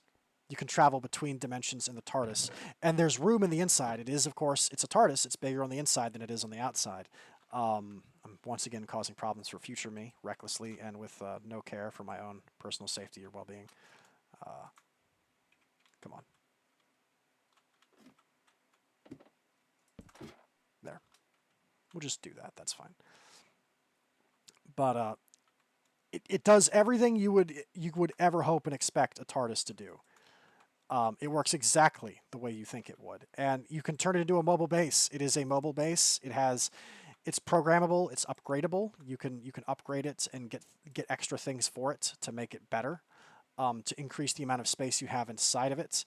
And it's just so, so cool. Like, listen, hear me out, okay? I'm about to start a fight. I'm going to start some fights saying this, but I don't care. I'm an okay fan of Doctor Who. I'm not a Whovian, right? I've seen some episodes. It's okay. I prefer the older ones more than the newer ones, which I think is a somewhat normal thing to say. I don't think that's going to cause riots in the Doctor Who community. I like a lot of the older ones better. They're a bit more gonzo sci-fi. That's what I like. I like the gonzo sci-fi and not the drama. I will say the prospect of having your own TARDIS is way cooler than the actual show / series itself. Like, a real talk. Find me the most diehard Star Wars fanboy in the universe, okay? Is that it? Omethol Stone. Yeah, that's it. And then we're going to ask that guy a question, okay? Real talk. Deal offer is made. 1. You get your own lightsaber. You get a lightsaber. It's yours. You know how to use it. You're competent with it. It's yours forever. No one can take it from you. You just own a lightsaber, and I guess everyone just accepts that now. It's like it comes de facto preloaded with acceptance by society that you're the one with the lightsaber. But Star Wars is destroyed. It's just gone. It never existed. It never will exist. You can't recreate it from memory and be responsible for its creation. It's just Star Wars gets deleted forever, but you get a lightsaber. How many Star Wars fans would take that? I think almost all of them would take that. Okay? The lightsaber is cooler than Star Wars itself. It really is, in my opinion. I think it is. Welcome to Omethol, by the way. This is not a nice place. In much that same way, I feel like the TARDIS, and again, I know I'm picking fights here saying it, I feel like the TARDIS is a lot cooler than Doctor Who. Like, if you could have a TARDIS, if you could choose between Doctor Who existing or owning a TARDIS, what's your call? Like, which do you pick? Obviously, you choose, something about this intervention fears with flight. Fortunately, I have the boat, though. I can use the boat to do this. Well, actually, do you have an EMC value? You do. Basically, what I'm trying to say is I feel like the possibility of owning the iconic things from a certain like franchise is inherently cooler than the franchise itself. So even though I wouldn't be like super excited. Like, I wouldn't be beating down someone's door to scream at them if someone was like, "Oh, hey, there's a mod that adds a bunch of stuff from Doctor Who into this pack." I'd be like, "Oh, well, that's neat, I guess." Is there like a sonic screwdriver gun or something? Is that the idea here? But then you come at me with, yeah, but also there's a TARDIS. You get a TARDIS. Like, listen. That's 1, 2, 3, 4, 5. That's a whole different ballgame. Okay, telling me I get my own TARDIS. That's wild, and I must have it. I don't care if I risk crashing and destroying my game and having to start over this entire pack from scratch. Listen, that would be horrible. But for a TARDIS, I'll take the risk. Yeah, it would suck to RBLE. Yeah, it would suck to 1, 2, or wait, no, that's the one that's 20. This is the one that's 1, 2, 3, 4. Yeah, it would suck to have to redo my whole quest book off screen one evening while I'm just eating a pizza or something. It wouldn't be great. I would be a little bit disappointed if I had to do that. But for a TARDIS, it's worth it. So listen, sainagh, how do I update this pack? I need that TARDIS. You don't understand. I'm not even that big of a Doctor Who fan. The moment you put that in, though, it was a foregone conclusion as to whether or not I was updating. So I don't know. I might wait a bit for him to get to a slightly more stable build of the current build of Meatballcraft, but I'm definitely upgrading. That's not in question as to whether or not that's happening. It is. And we are in Omethol. There we go. Anyway, welcome to Omethol. Future TARDISes aside, this is Omethol. It is exactly what it looks like. It's crappy. So we do need to kill these Omethol ghouls because they drop things. There's also structures that we need to loot. We have a variety of possibilities for that. One of which is... Where are you? Sorry, where are you? Did I put you in here? Wait a minute. I had a Terra Steel boat.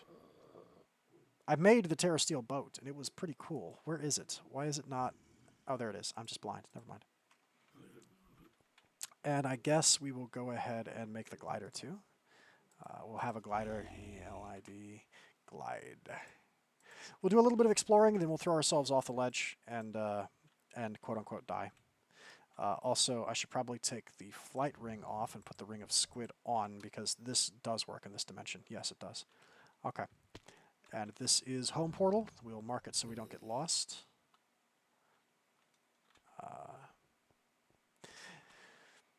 J. Home portal. There we go. So I guess we'll start here, maybe. There's dudes in here. You're like a creepy Cthulhu squid person. Are you real, or are you a monster? Can I talk to you? Lord Rain. Aklo Giai Frater Nifter Lagen Fifi Militi Ol Ashast Guy. Okay, so he doesn't. He acknowledges my name, which is a little bit creepy that he knows who I am, and then we just. There's no communication possible here. Gotcha. You are an alien being. Understood.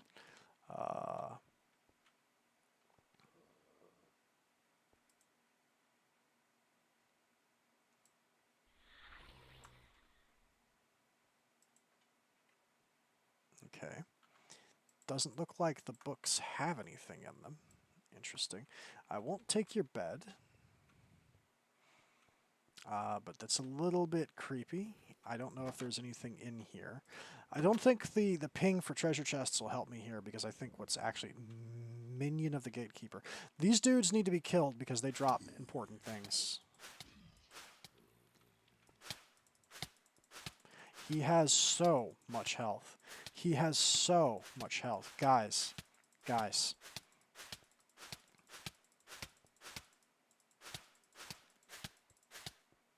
Now, these guys do have drops we need. I'm going to woot him. Hello? Yes. Captured mob. So we can grind him later if we need to, but these guys drop...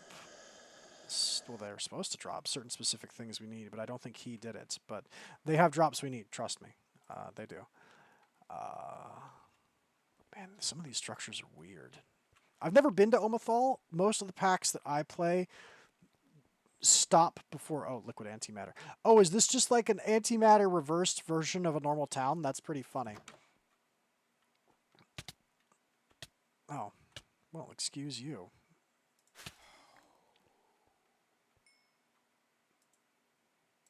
Interesting. Copper tin. Okay.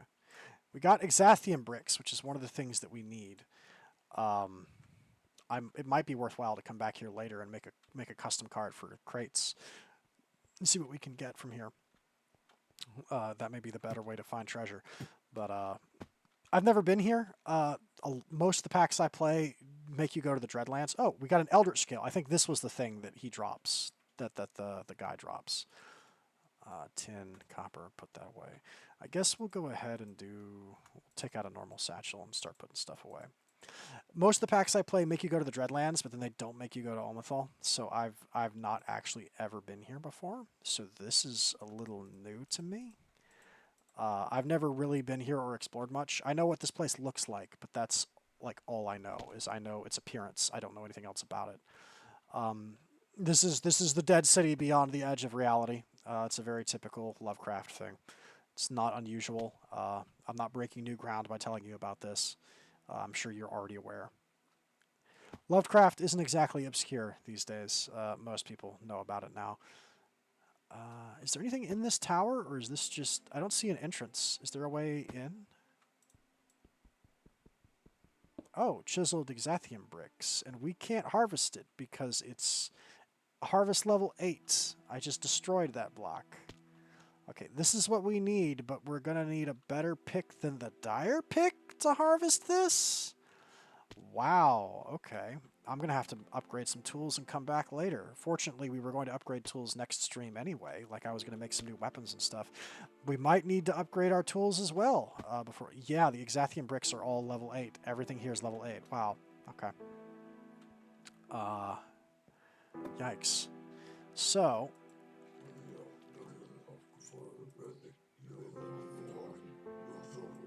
Interesting. Anti-plagued flesh. I might come back here. Spirit Tablet Shard number 4. I don't know if this is something that sainagh has put in here, or if it's something that is here normally in Abyssal Craft. It's hard to tell, because like I said, I've never been here, so I don't know what buildings are normal and which ones are not. I have no context for that, but there does appear to be an engraver, a decorative Jehazar statue, which I don't care about. If it was a real one, I would take it.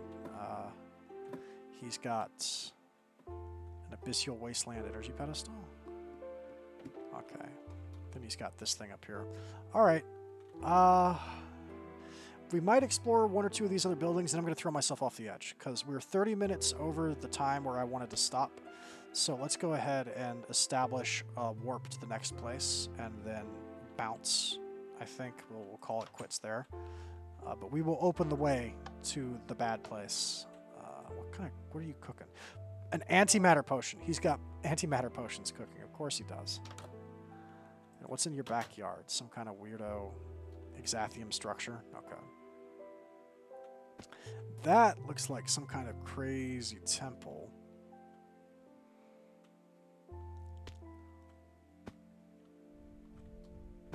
What are you? I hear like a heartbeat now that I've turned the volume up. It's something that just kicked in near here. Is there like some kind of mini boss or something in this structure? Shadow monster. Oh, this is a place where like you could set up a ritual if you wanted it. Are all of these? Oh, these are Hastir statues. These are real ones. Wait a minute. I'm sorry. And that's Yogg Sothoth. Okay, thank you. We're taking that. That's way too valuable to be leaving in your hands. Sorry. Again, not sure how much of this is Sagna's doing and how much of this is normal Omathal. I genuinely don't have an answer. Okay. I'm going to come back here later and loot all this stuff. A lot of these are, some of this is the crystallized things I mentioned, the crystallized elements. But I think for now it's time to throw ourselves off the edge, open the way to the last area in Abyssal Craft, and then we will make a portal there so we can return whenever we want. And we're going to leave. This is not a nice place. This is a terrible, gross place full of death. Does the boat work here? Because I think the boat works everywhere. Oh yeah, the boat totally works. The boat's fast, too. I haven't really gotten a chance to cruise with this yet. The Terrasteel boat's real nice. Oh wow, we're cruising.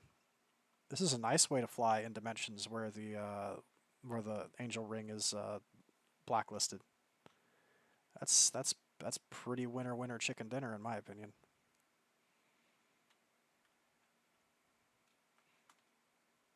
Whoa. There's a bit of lag there. That was a little scary. I was worried we were going to lose the boat. Okay, let's put that away. Interesting. Oh, these are like the crappy Shoggoths, though. They're not even the ones from this dimension. They're the ones from our dimension. Is that a real... That's not even a real statue either. You guys are trash. Get out of here. What garbage. Okay, let's throw ourselves off the edge and make a break for the dark dimension. So, I want to double check that we're doing this right. Yeah, I know I've gained warp. Thanks. Quests. Okay. We should have done almost everything here. Okay. We still don't have the tools of the Master Worshipper. This ancient stuff is, and the Shockwave Sword comes from the Betweenlands. We'll get that next episode. We'll take care of that, I think. We'll try and wrap up. I think we'll try and wrap up the entire Betweenlands next episode is what we'll do. Get to the center of Omathal. I finally met the master of my power, I think. Delving even deeper, I found, well, a monster. A really powerful monster. But this is my undeath that we're talking about, so I kicked his ass. I feel free, I think. The overwhelming feeling of imprisonment is gone, but what remains is a deep sense of a lack of meaning in my life. This Cthulhu crap really messed with my mind. Oh yeah, and I'm still immortal, which, you know, is nice. I think I found a purpose for my now apparently eternal life, at least for the foreseeable future. The certificates of terror deserve so much better than living under the feet of beings that treat them like insects that can be killed with no remorse. This is a declaration of war to those that treat Terra as their resource mining playground. So we need the essence of the Gatekeeper. Get to the center of Omathal and get that. Perform the ritual of shadows in the abyssal wastelands. I think I already did that. But I haven't crafted these. I don't have a Greater Scroll and I don't have an Oblivion Death Bomb. The Aldunari, found in the Shadow World beneath Omathal. Found in the Shadow World beneath Omathal. Okay, and then to double check, Book of Worlds. Okay, jump into the Omathal Void. I love you all. Goodbye. That's rock. Okay, there we go. There we go. I love you all. Goodbye.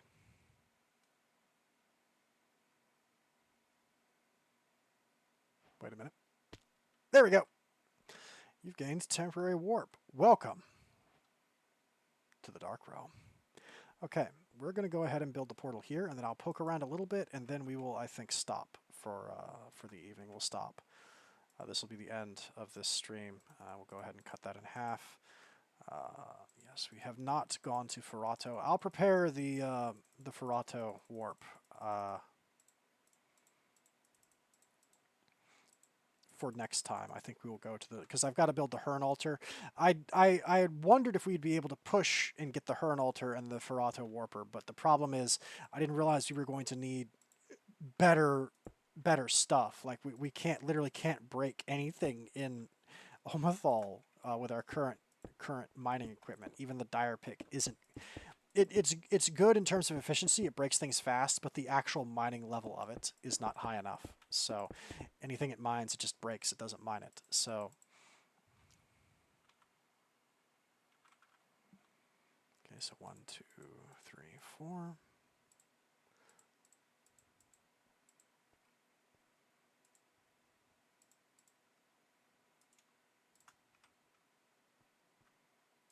Wait, I shouldn't have put those marble arches away. I'm an idiot. That's fine.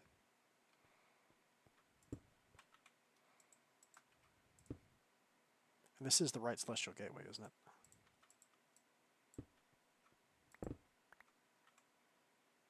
Yeah, the Dark Realm. It's the right one.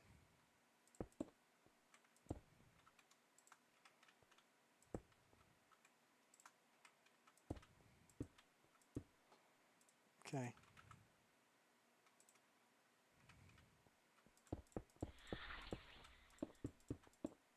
I'm aware that I'm gaining warp. Thank you very much. There we go. And that activates that warper, so now we can return whenever we want. What is out here exactly? What is this place? So there's blocks of the metal. We can get refined corallium, dreadium, abyssal night, refined corallium. There's just tons of it here. There's also monsters below us, clearly. This is some kind of storehouse of stuff. Interesting. Again, I don't know if this is what's always in Omathal or if this is new. I'm not familiar enough to be certain of that. No, it says the Aldunari. I mean, we could try and find the Aldunari before we stop, and we might. It says the Aldunari is found in the Shadow World below Omathal. The darkest depths of the darkest abyssal world of darkness. What on earth is that? Oh, there's... Interesting. There must be... That's Shoggoths building a pillar. There must be multiple Shoggoths below this area, and they just built a pillar. And we got a free Azathoth statue. Oh, they are everywhere. They're building statues. We need to stop them. This is an out of control situation. Hang on. Stop. We need to deal with this now.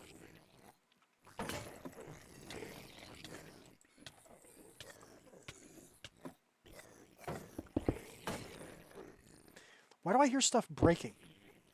Is my armor breaking? Are they actually doing so much damage that I'm... Oh, that's bad. That's so bad. I didn't realize that that we were dealing with an outbreak. No, no, move. Move, move, move! Darn you, move!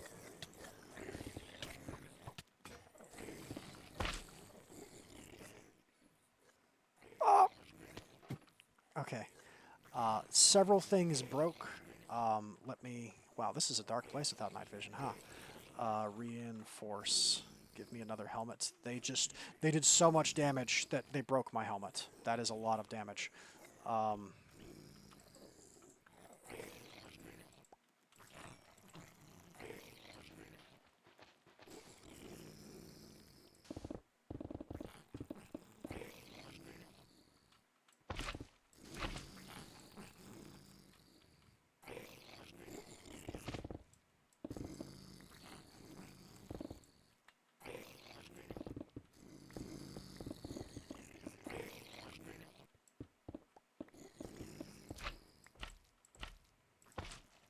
Did we get all the biomass? They can't perpetuate anymore?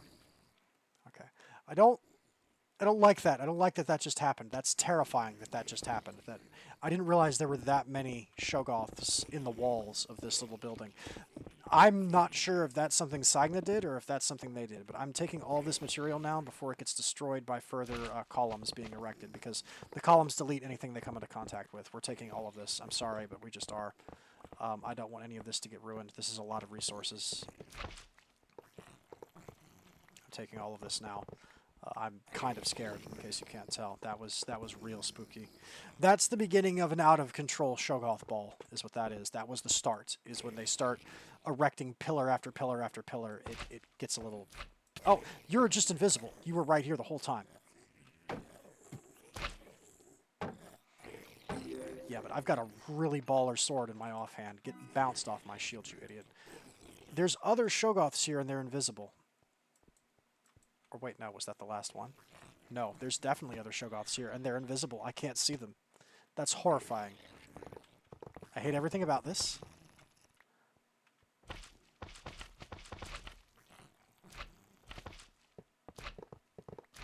Take all the materials while we can. Oh no! Why? Where? Oh wait. Were there Shoggoth spawners here, or was that what it was doing it? There's definitely invisible Shoggoths here. I'm looking at one. I'm looking at one right now.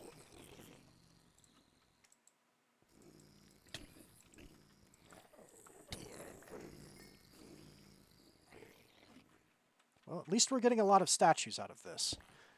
But this is bad, and I have to clean this up, whether I want to or not. I don't have a choice. This has to be stopped before it gets out of control. I think there were spawners inside those things. Look for invisible things. There's something over here. I saw its health bar. Where are you at? There. Invisible.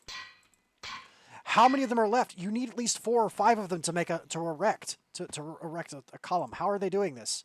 How many are still here? Oh my! Oh, good lord! There's like 5 or 6 of them around here that are invisible. This is so bad. I don't know what to do. I see one here. He's making slime. Invisible Shoggoths.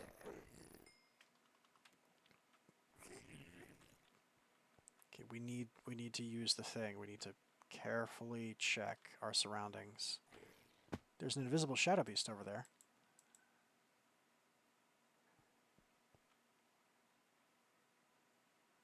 Aha. Is everything in this dimension invisible? Is that just the meme? Is that the joke? Is everything here is invisible? If so, screw this place. It's terrible. I've never been here. I hate it. Are we good? I don't have to get all the Shoggoths, as long as I get enough. As long as they can't make columns anymore, we're fine. I don't care about invisible shadow monsters. I care about invisible lesser Shoggoths.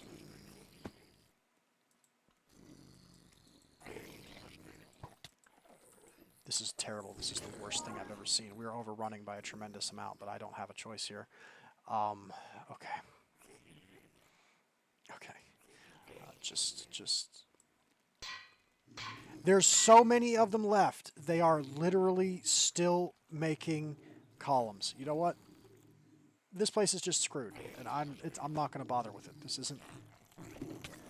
up here with me. You're up here with me. Yeah, my sword does 50 damage a swing. What's up?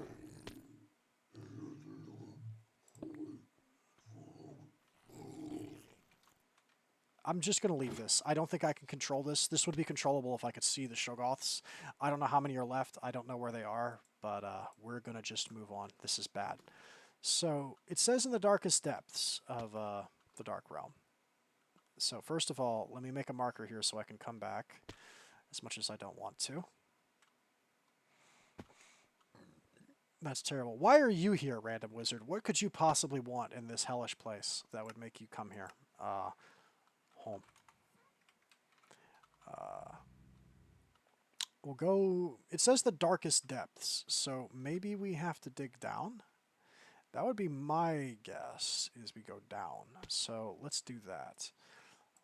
We'll try. We'll see if there's a bedrock here, and if so, what's there.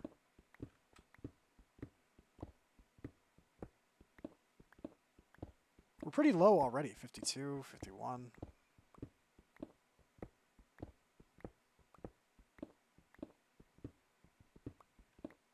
What happens if we just go straight to the bottom? What then?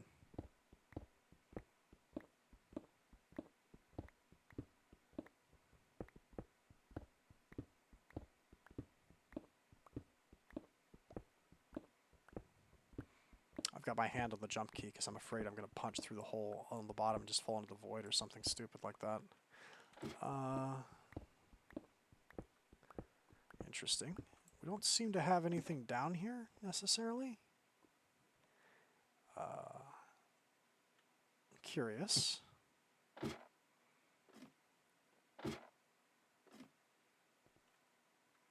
What if we sail around a little bit and look and see if we can find some other structures besides that structure, that we're going to avoid others that look like that, because I think they would also spawn tons of Shoggoths. But is there any like weird buildings?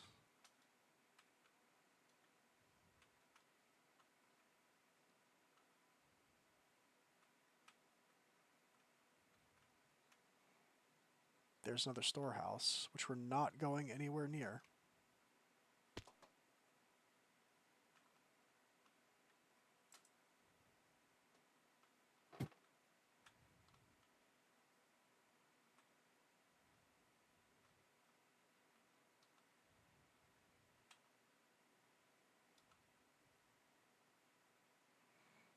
Naturally, there's oil here. There's oil in every dimension. Don't let the American military know. I don't know. I may have to do some independent exploring here, as much as I don't like that thought. We may have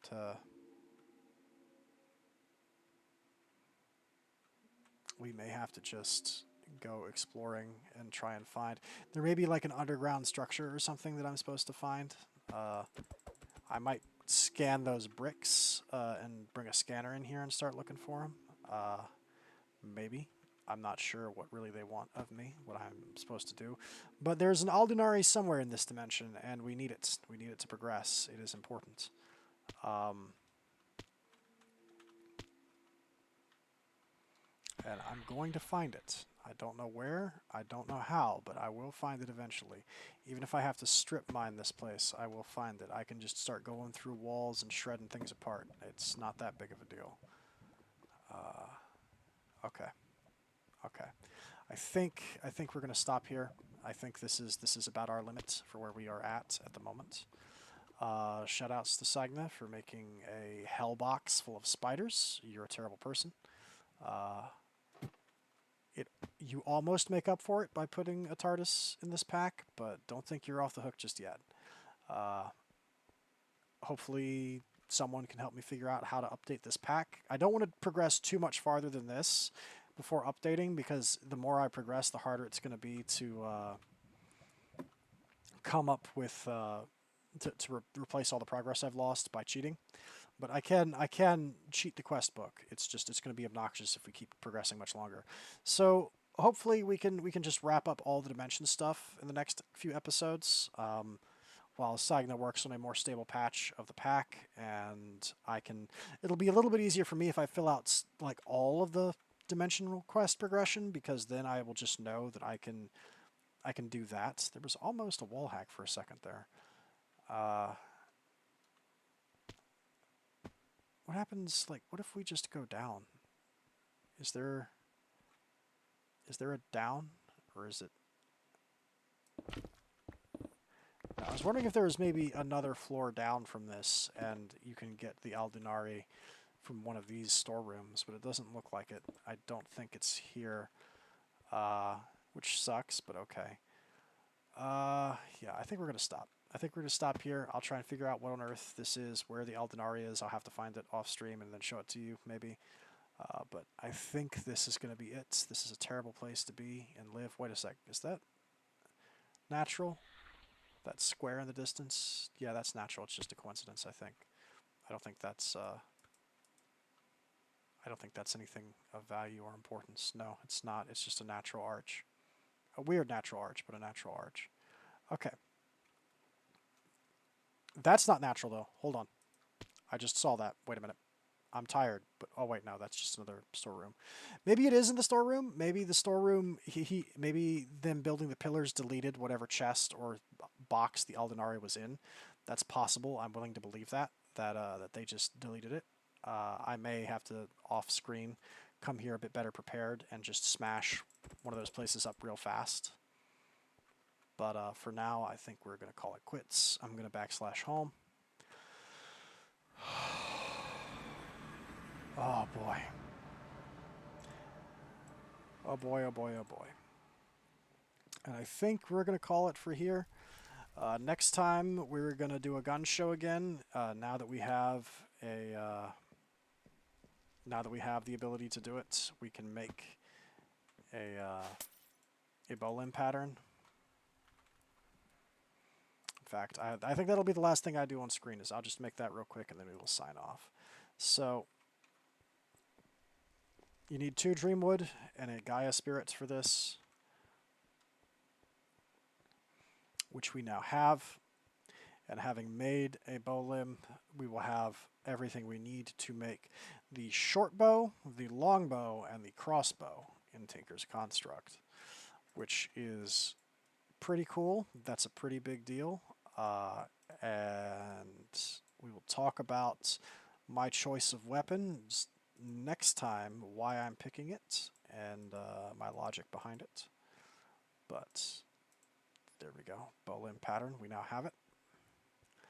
And I'm going to put that away in the box. And I think that's gonna be it for me. My voice is almost gone. I don't know if you can tell from the change in it, but I am about done, folks. And I think that's going to be it. Key of King's Law is a pretty fun toy. I might play with it a bit more, see if I can figure out a more reliable way to get the 1,000,000 exploding tools to hit. It's a pretty fun thing to play with. Let me move the boat up here, actually. Also, I would recommend maybe making a Witherless Rose if you intend to farm the Wither yourself. With the Nether Stars enchanting this rose, the holder is protected from withering. It is an item from Reliquary. It just has to be in your inventory for it to function. It's pretty easy to craft. 4 Nether Stars, a Rose Bush, and then 4 Fertile Essence, which are themselves just a Catalyst Gland, a Rib Bone, a Cactus Green, and a Slime Pearl. It's pretty simple to make. It helped me a lot when I was farming the Wither, although honestly I was doing so much damage with Ice Spear, with the Ice Shard spell, that he got wrecked anyway. But anyway, this has been Meatballcraft Dimensional Ascension 420 edition. Funny number edition. Haha, internet joke edition.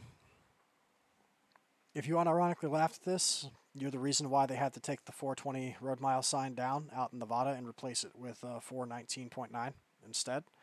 Y'all are the reason that happened, because y'all kept stealing signs, because you're a bunch of degenerates. You're the reason we can't have nice things.